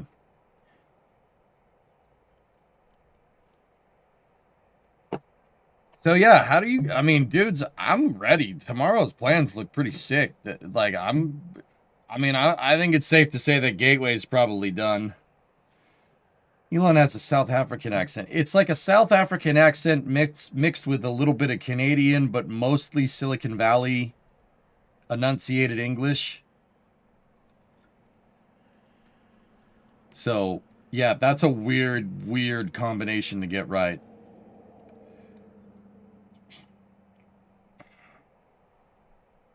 I wonder if any other rocket can launch Orion to Leo. Well, Ghost Vera, so what I didn't know, I didn't realize that Orion shares the same avionics suite as a Delta IV upper stage. The reason why it does is because the first Orion flew on a Delta IV on the EFT-1 mission in 2014, right? And then, since then, we've had the Artemis 1 mission, which was still on a Delta IV upper stage, but that Delta IV upper stage was on top of SLS, which is why I think SLS is Delta V, but people don't like hearing that. They don't like hearing the truth, all right? Hey, actually, it was pretty well received when I said it on Flame Trench the other day, so just mint. So because of this, they share the same avionics package. Now, in I think it was 2019, I covered an article for Space News about ULA standardizing their avionics to drive costs down. Actually, this may have been like 2016 or 2017. ULA standardized their avionics between Atlas and Delta. And whatever avionics standardization package they went with was the one that can talk to Orion. I didn't know that. I did not know that, but until Jared Isaacman started floating around the Block 1S architecture for SLS with the Centaur 5 on top, I didn't realize it. I didn't. Nice haircut, bro. I look like an absolute train wreck, but whatever. So, okay. Ghost, look, let's be real. If you could put a Centaur 5 up there and it can get Orion to talk to it, which, guys, that's the big reason why rockets aren't plug and play. It's getting all the electronics and avionics packages to talk to each other. If one is running Linux and the other one's running Windows, it's a little bit of a pain in the butt to get them to talk. Can you do that? Sure, of course. Would it be easier just having everything using one operating system, so to speak? Well, yeah, of course. But you got to remember, you have a bunch of different contractors here. You know, so the standard ULA's decision to standardize the avionics, ipso facto, that basically means Orion can launch on Vulcan. It can launch on Vulcan. Yeah. I don't see why it couldn't. It could launch on Vulcan just fine. You would need to potentially modify on the hardware side of things, you would need to modify Orion's staging adapter, the service module adapter. But yeah, that basically means you could launch it on Vulcan, which, yeah, it could do it. You would need probably like a Vulcan VC6 configuration to put Orion into low Earth orbit for like a proverbial, for like a Starship rendezvous or something. An HLS rendezvous to push it out to TLI? Sure. Yeah, you could get away with that. Vulcan should be able to do it. The other hardware modifications would be a crew access arm. A crew access arm. Now, Slick 41, where Vulcan launches from, has a crew access arm, but it's for Starliner. It's designed to interface to Starliner. It's not designed to interface to Orion. You know what my solution is there? Milk stool Mobile Launcher 1 and launch Vulcan from there with an Orion on it. Yeah. If you're retooling Mobile Launcher 1 to be able to handle a Centaur upper stage, that means you're going to put a Centaur 5 swing arm on it, right? And if you're putting a Centaur 5 swing arm on it, build a milk stool for Vulcan. Build a milk stool for Vulcan. And there you go. Mobile Launcher 1 can launch Vulcan with Orion on top of it. And that could be your Ares 1 in this architecture. You know, with Starship being your Ares 5. That could work. That'll work just fine. That's actually a pretty damn good idea, if you ask me. Vulcan also needs SRBs that don't pop. I'm pretty sure every booster flying nowadays needs SRBs that don't pop, right? Every one of them do, because the Bole boosters pop as well. Can VC6 launch an Orion? It would not be able to get Orion all the way into orbit, no. But Orion's service propulsion system could get it the rest of the way. Yeah, you got to remember, the capsule has a third stage to it, and that third stage has 2 kilometers a second, at least, delta V. Actually, it's a little bit more than that. So, yeah, it could do it. How would Blue Moon Mark II fit into this hypothetical Orion Leo concept? Pigzig, you want my honest opinion? New Glenn 9x4 launching from Mobile Launcher 2. Yep.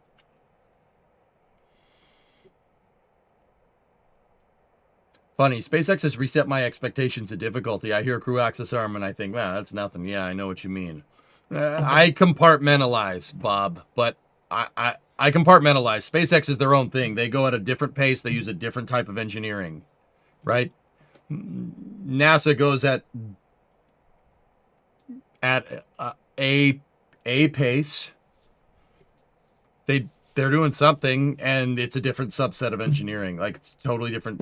It's not iterative like SpaceX's is.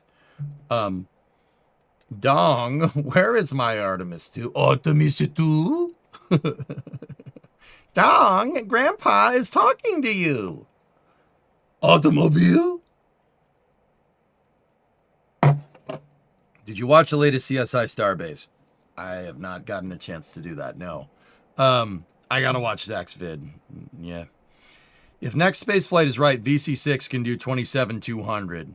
Vera, yeah, like I said, VC6 should be able to put Orion into Leo. You'd need to use the service propulsion system to get it circularized. But how's that any different than the shuttle with the external tank and payload? The shuttle with the ET and payload didn't make it into orbit. You could get an external tank into orbit if you launched the shuttle with no payload on board. The shuttle could get the external tank into orbit, but it never did that. It never did it because it didn't need to. And what did it use? It used an AJ-10 based orbiter maneuvering system to get the rest of the way. The external tank and the 3 main engines got you 98% of the way there. That's what I'm talking about. The service propulsion system would need to do a quick firing just for to get into a nice circular orbit, and then you call it a day. You get married? What? What, Hando? I haven't been married for a long time. I'm confused. Where did you get the more than 2 kilometers second delta V values for Orion in the EUS? That's just the service module, Lava. If Orion needs to be shot on a 2 kilometers, if Orion needs to be shot on a translunar injection to get to rectilinear halo orbit with payload on board, you're going to need a good amount of delta V.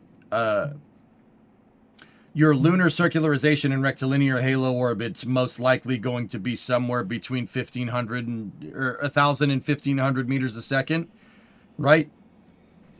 So, ipso facto, capsule without payload, without co-manifested payload, should be somewhere in the ballpark of like 2 kilometers a second. This is back of the napkin math. It's back of the napkin math. It's probably wrong. Most of the math that I do on stream is very quick. Very quick and very rounded and estimated, which is not what you're supposed to do with spaceflight analysis, but here we are. I was making a long duck dong joke. Oh, yeah. All right. Automobile?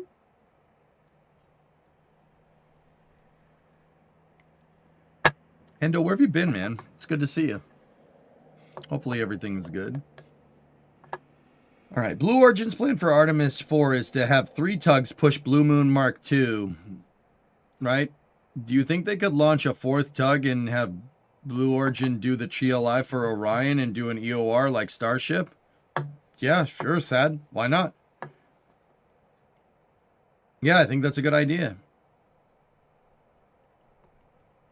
Ipso facto, with all due respect, and I mean with all due respect, I didn't realize you had experimental surgery to have your balls removed. I thought that value was public and I just missed it. No, I'm rounding off with given information that's up here in the EJ consortium of info.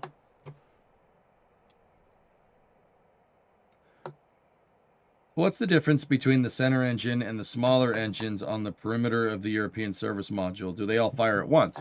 Well, no, Dan. They could fire individually. They could fire. So,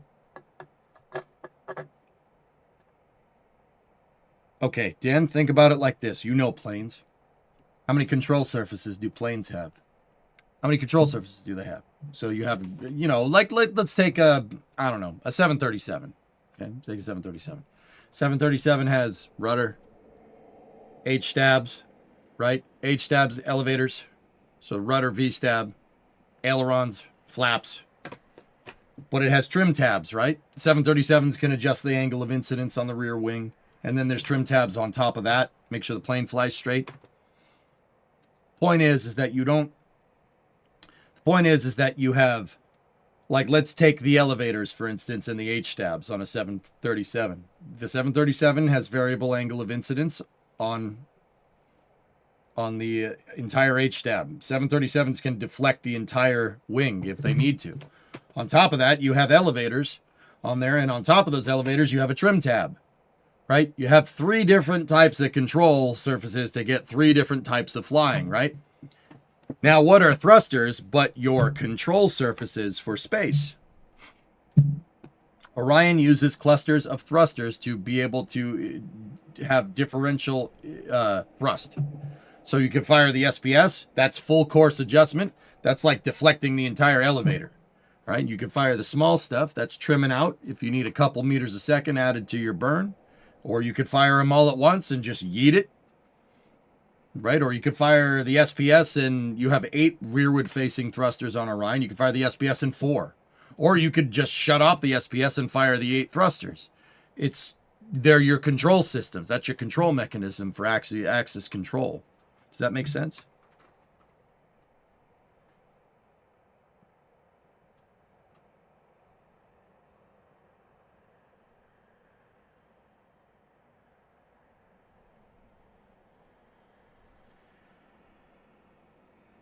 Rounded up information gets the general point across. Yep. Mm-hmm.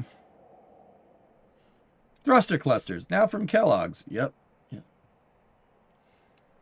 So they're like trim tabs then. Yeah, more or less. So with...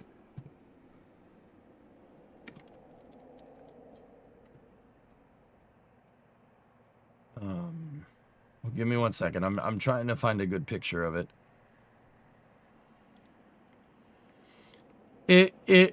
You got to think about trim a little bit different for a space capsule, okay? Here.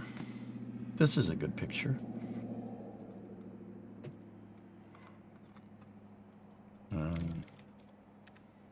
No, that one sucks.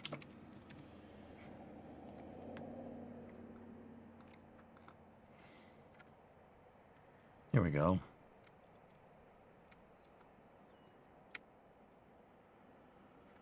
There, this will work. So, if you think about how spaceflight works, the spacecraft spends the vast majority of time just coasting through space, right? But in order to achieve a precise burn, right, you have to, the rocket engines aren't necessarily precise. Like, think about this. It's a rocket engine firing. Is a rocket engine firing gonna get you your delta V exactly down to like a centimeter a second? No, it's not. You do the main course adjustment with this thing, and then, you know, if this shuts down just a fraction of a second early, you're using the thrusters to make up the difference. Using the thrusters to make up the difference means you can be more precise, like a trim tab. Like a trim tab would get you to fly on a more precise trajectory, right? You don't need the full control surface to fly or do what you're trying to do. You just need something a little bit less.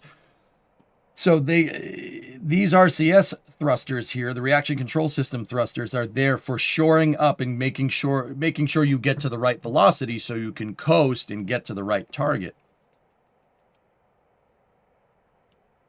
These guys aren't necessarily used for rendezvous proximity operations. This is forward thrust and forward thrust only.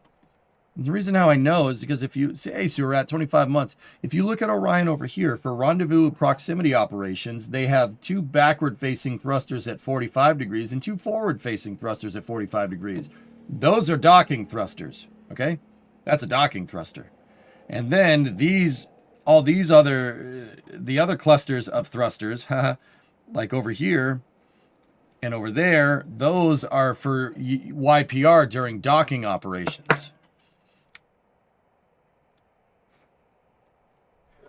Dan, hey all, what's going on? You found a couple of Wright 3350 pistons. Do you mind having one that's been cleaned by a bead blaster? I couldn't find a work order for it, and I don't know if it's history, but it's a 3350 piston. Yeah, I would not say no to that, Dan. Thank you. Airplane parts. Guys, general rule of thumb, if you want to ship me airplane parts, provided they were procured in a legal manner and complying with all trafficking arms regulations laws in the United States and export laws in the United States, I'm not going to say no. The answer is most likely going to be yes. That's correct, Gaw. Yep. Oh yeah, what was delivered on the pallet? A 1,008-piece toolbox, Sewer Rat. From Tang Tools. It's super nice, dude. Super nice. 1,000-piece toolbox and tool chest for it, which is, yeah. Yeah, I was using it today to fix the door to my shop. But, yeah. So, yeah, that's what those thrusters are about. But, yeah, big announcement from NASA tomorrow. Big announcement. Now, here, let's just run through a quick couple of things with the space news here. Definitely not an F-14 wing box. No, like I said, has to be legally procured and documented and comply with all armed trafficking regulations and export control laws in the United States.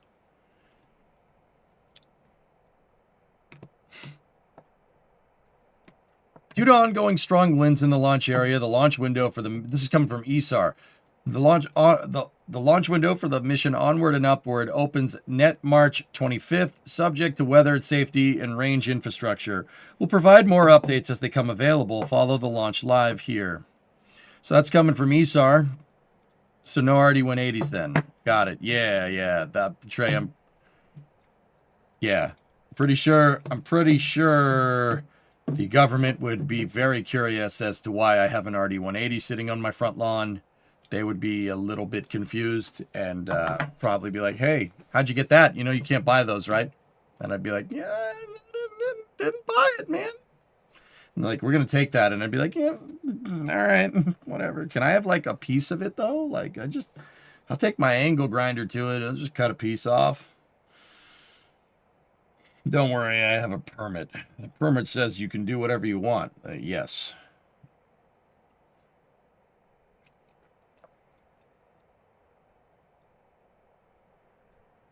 Are they the ones that went to the water a few feet from the pad? ESAR's Spectrum 1 launch got off the pad, got a good sequenced ignition and separation, and then about 15 to 20 seconds into the flight, there was a control problem. It flipped over, it came right back down and crashed into the water next to the pad. An unfortunate mishap on the first mission, but hey, that's the first mission. It's all right. Yeah, they got Spectrum. They got another Spectrum rocket. The mission Onward and Upward. It opens on March 25th. I talked to Das the other day. NSF is helping out with that coverage. I'm not sure if, I mean, they did it before, so I'm pretty sure that's okay to say. Yeah, it's cold. That is that. I asked Das. I'm like, hey, how you doing? And he's like, it's cold. And I'm like, you are in the Arctic Circle. And he's like, yep. And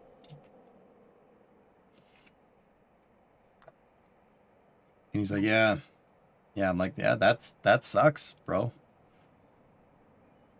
That mission failed, but it was an epic video of RTLS. Yes, it was. The NSF crew must be bored silly out there.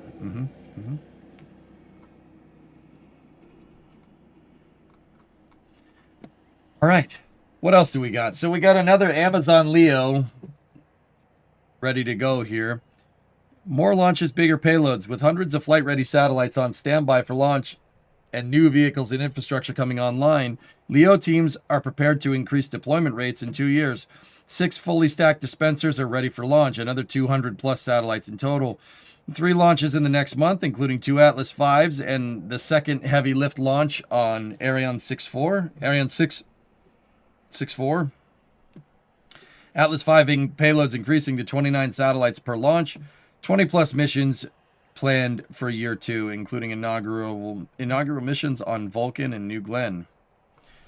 There is a Amazon Leo payload right now stacked on an Atlas V, ready to go here. So that's pretty cool.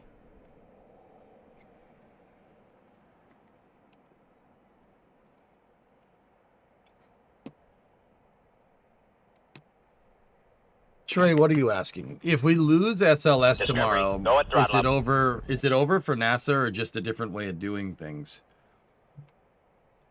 It would depend on what's introduced in its place, Trey. It would depend on what's introduced in its place.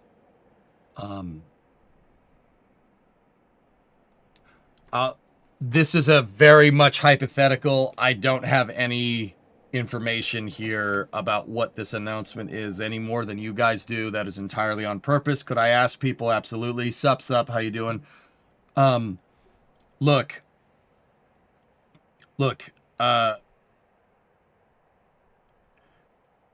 so say NASA tomorrow said we're getting rid of SLS, we're not doing any of that, and we're taking those efforts with the approval of Congress, and we are working on building a nuclear powered spaceship, something like, think like the Hermes from The Martian or something. If they did that, I'd be cool with it. Let me put it to you like that. I'd be fine with that. If NASA wants to get into building gigantor interplanetary transfer ships, I'm cool with that. That's fine. Do you know how many Atlas Vs are left? It's somewhere around 10, Cryolox. It's more, actually, I think it's 14, I think. Don't quote me on that one. So, Trey, if they were like, we're getting rid of SLS, and we are building a nuclear-powered transfer stage, and basically building a primitive version of the Starship Enterprise to explore the solar system with people on board, I'd be cool with that. I'm fine with that. I don't know about you guys. Wouldn't we need an amendment to the NASA Authorization Act before they could do anything like that? Yeah, but Jared Isaacman has congressional support. He has a Senate majority behind him, so I wouldn't... Like, once again, Green, this is very much a hypothetical, so just bear with me. But also... Sure, but then moon landings and bases are out. What are you talking about? Why would they be out? They don't make the lander. And if Orion is using Starship or Blue Moon Mark II for translunar injection and LLO insertion... All right, what are you talking about? I actually don't think that that's the case, Fluffy.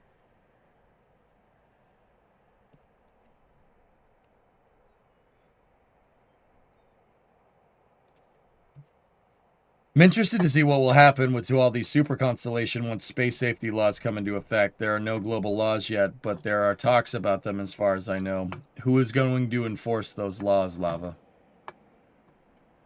Who's going to enforce those laws? So say they do, someone makes a space safety law saying you can't launch, you can't make 10,000 satellite constellations. Who's enforcing that? Country with the biggest gun. That's the right answer, Sawyer.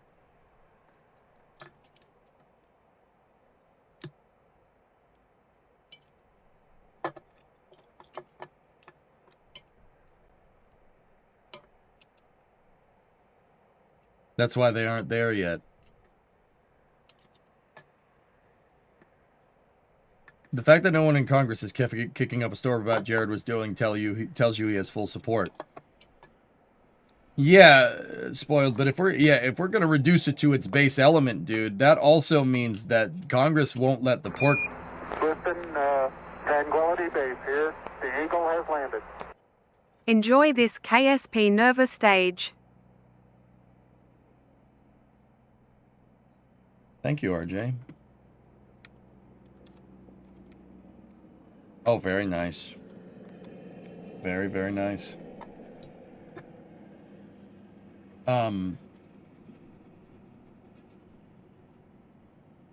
You see the video that Launcher Space just released? No, I haven't. That's great, RJ. Those look fantastic. I like the radiators around the rim of the engine. That's a nice touch. It's only got 9 kilometers a second. Yeah, that's a shame.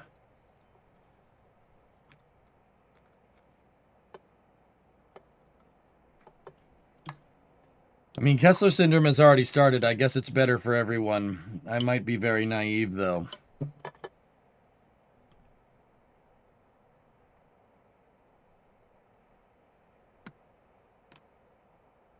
Let's get to the next news. Here.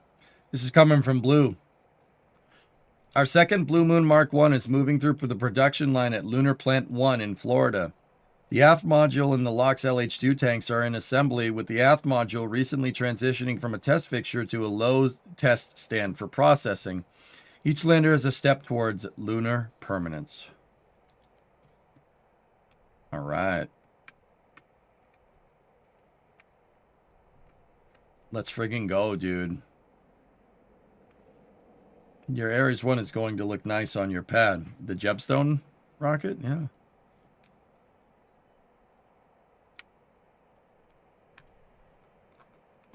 That's good stuff.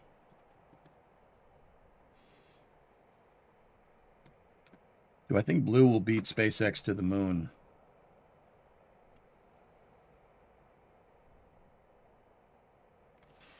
Bandit, I think they'll land something on the moon before SpaceX does. Sure. Sure. But they'll beat SpaceX to the moon in the same way that they beat SpaceX to landing first stage. New Shepard was the first stage to land. SpaceX's Falcon 9 was the second. There's one real big detail missing from that, though. SpaceX's rocket moved something into orbit.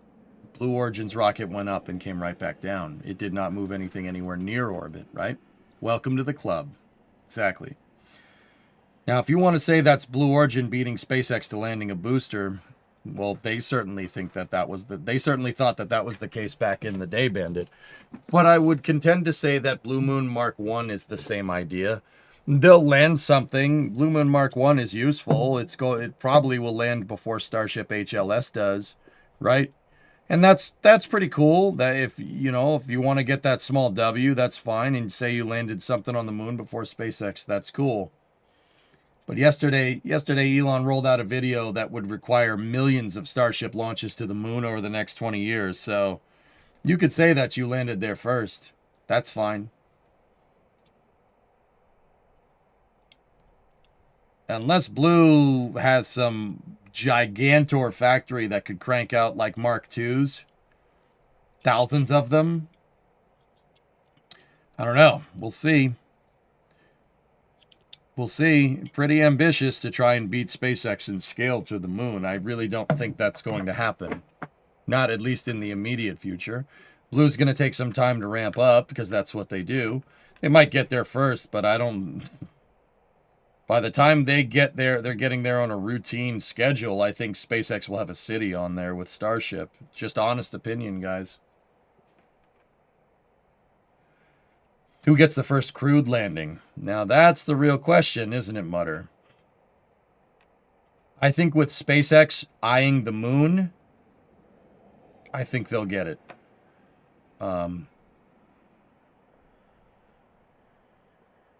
Not because I think that Starship is inherently any better at landing on the moon than Blue Moon Mark II. I think they're both good designs in their own right. I like that they use different propellants. One's Hydrolox, the other's Methalox. I understand that, but each one is not met without its challenges. Starship is gigantic, so you need a lot of refueling. The lander design is not necessarily complicated. All right? Blue Moon Mark II, smaller lander, using Hydrolox, so it's a little bit more complicated. Well, not complicated. That's not the right... Hydrogen is a little bit harder. It's a little bit more temperamental to play with in space, right? So it requires less refueling, but I think that they could pull it off in time. My one big thing with this Mutter is not necessarily the lander design. I think that both companies could be able to get their lander designs finished by 2027, by late 2027, finished and, you know, get some operational prototypes. The problem is scaling up your architecture from there, not lunar lander architecture.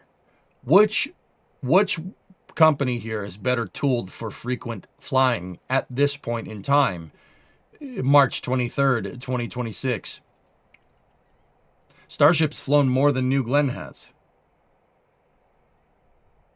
And SpaceX has mountains of flight data behind them with the Falcon program. Mountains of data behind them. Think about that. An Abrupt Whale, 2-month resub. Thank you. Just something to consider.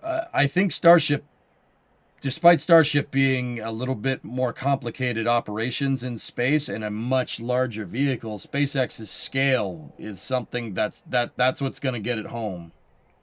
In the long run, that's what's going to get it home. SpaceX has already showed that they can scale. They scaled Falcon 9. Blue Origin could scale New Glenn, could. But look, it doesn't matter if you get Blue Moon Mark II lander finished on time. It's still going to require 3 or 4 New Glenn launches to put that thing up in the air, even by a conservative estimate.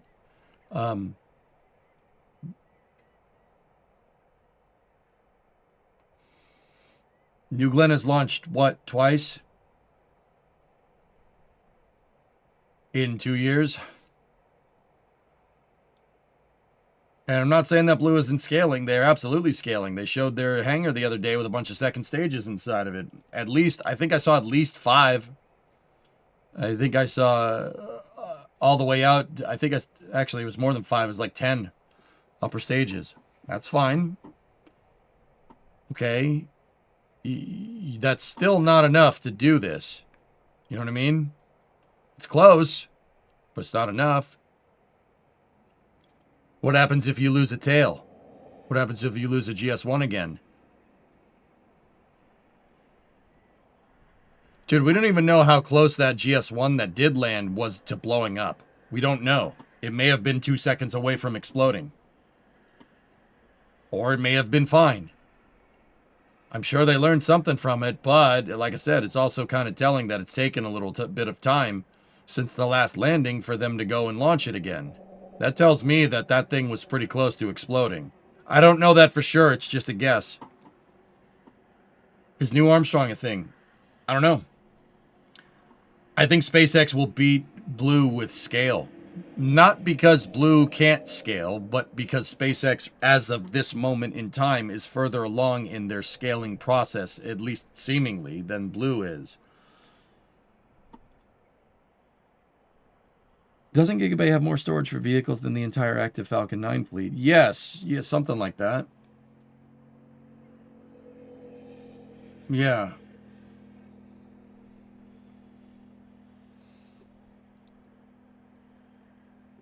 Anyway, either way, I'm not trying to be partial to one over the other. I think they're both good designs.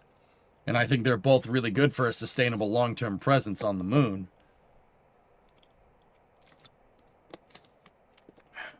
Anyway. Yeah, good stuff, dudes. Good stuff.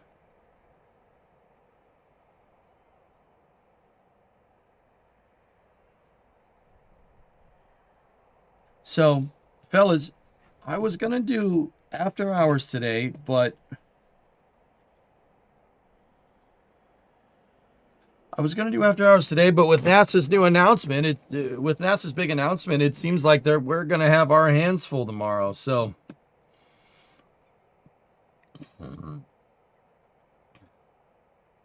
I think that we're gonna call it here.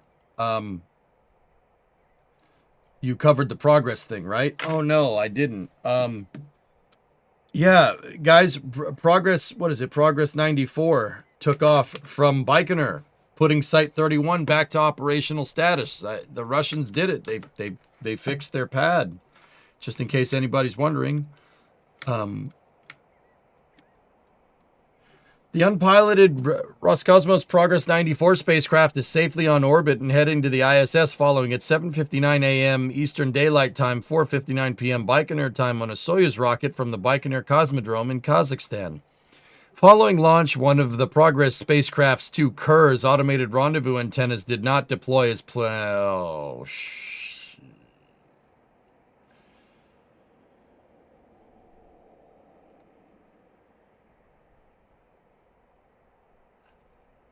all other systems are operating as designed, and Progress will continue towards its planned docking at 9:34 a.m. Tuesday, March 24th to the space-facing port of the station's Poisk module. Roscosmos will continue troubleshooting the antenna issue. If the antenna cannot not be deployed, Roscosmos cosmonaut Sergei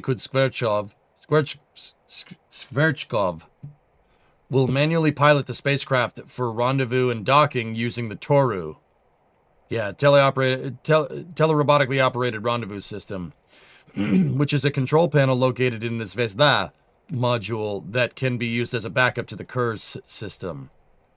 NASA's live rendezvous and docking coverage will begin 8:45 a.m. on NASA Plus and Amazon Prime.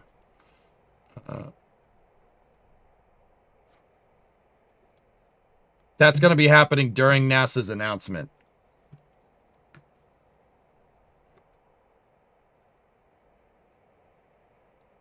There's no doubt in my mind that Sergei can dock that thing. The Toru is very rarely used. It has been used in the past, guys. It's actually a legacy system that has a lot of heritage. It even goes back to Mir. They had a Toru system on Mir, and somebody crashed a spacecraft into the space station because they didn't use it right.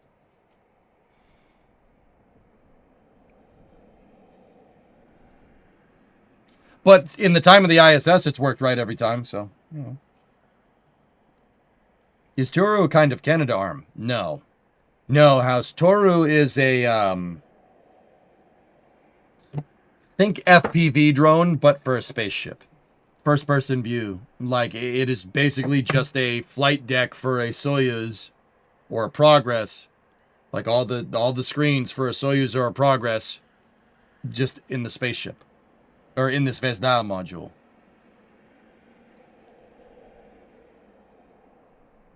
At least it didn't lose 6 degrees of freedom. Yeah. Are there any plans to play Factorio in the coming days? Yes. Yes, I will play Factorio soon. I was going to do Kerbal today, but yeah, I'm having a day.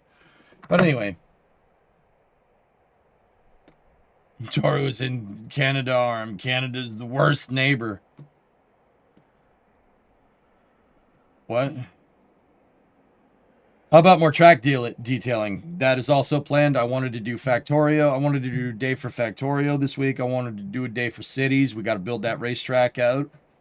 And I wanted to do a couple of days for KSP.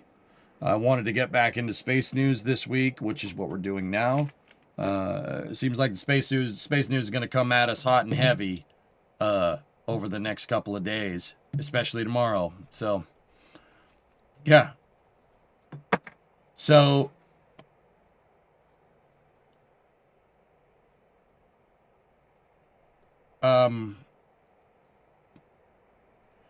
yeah, guys, I'm going to not do after hours tonight. We won't do it tonight because we got to get up early in the morning, dude. I will be here for all that NASA coverage for the potential Toru initiated progress docking and everything else. Tomorrow's going to be a long day. We're going to do a lot of talking about space.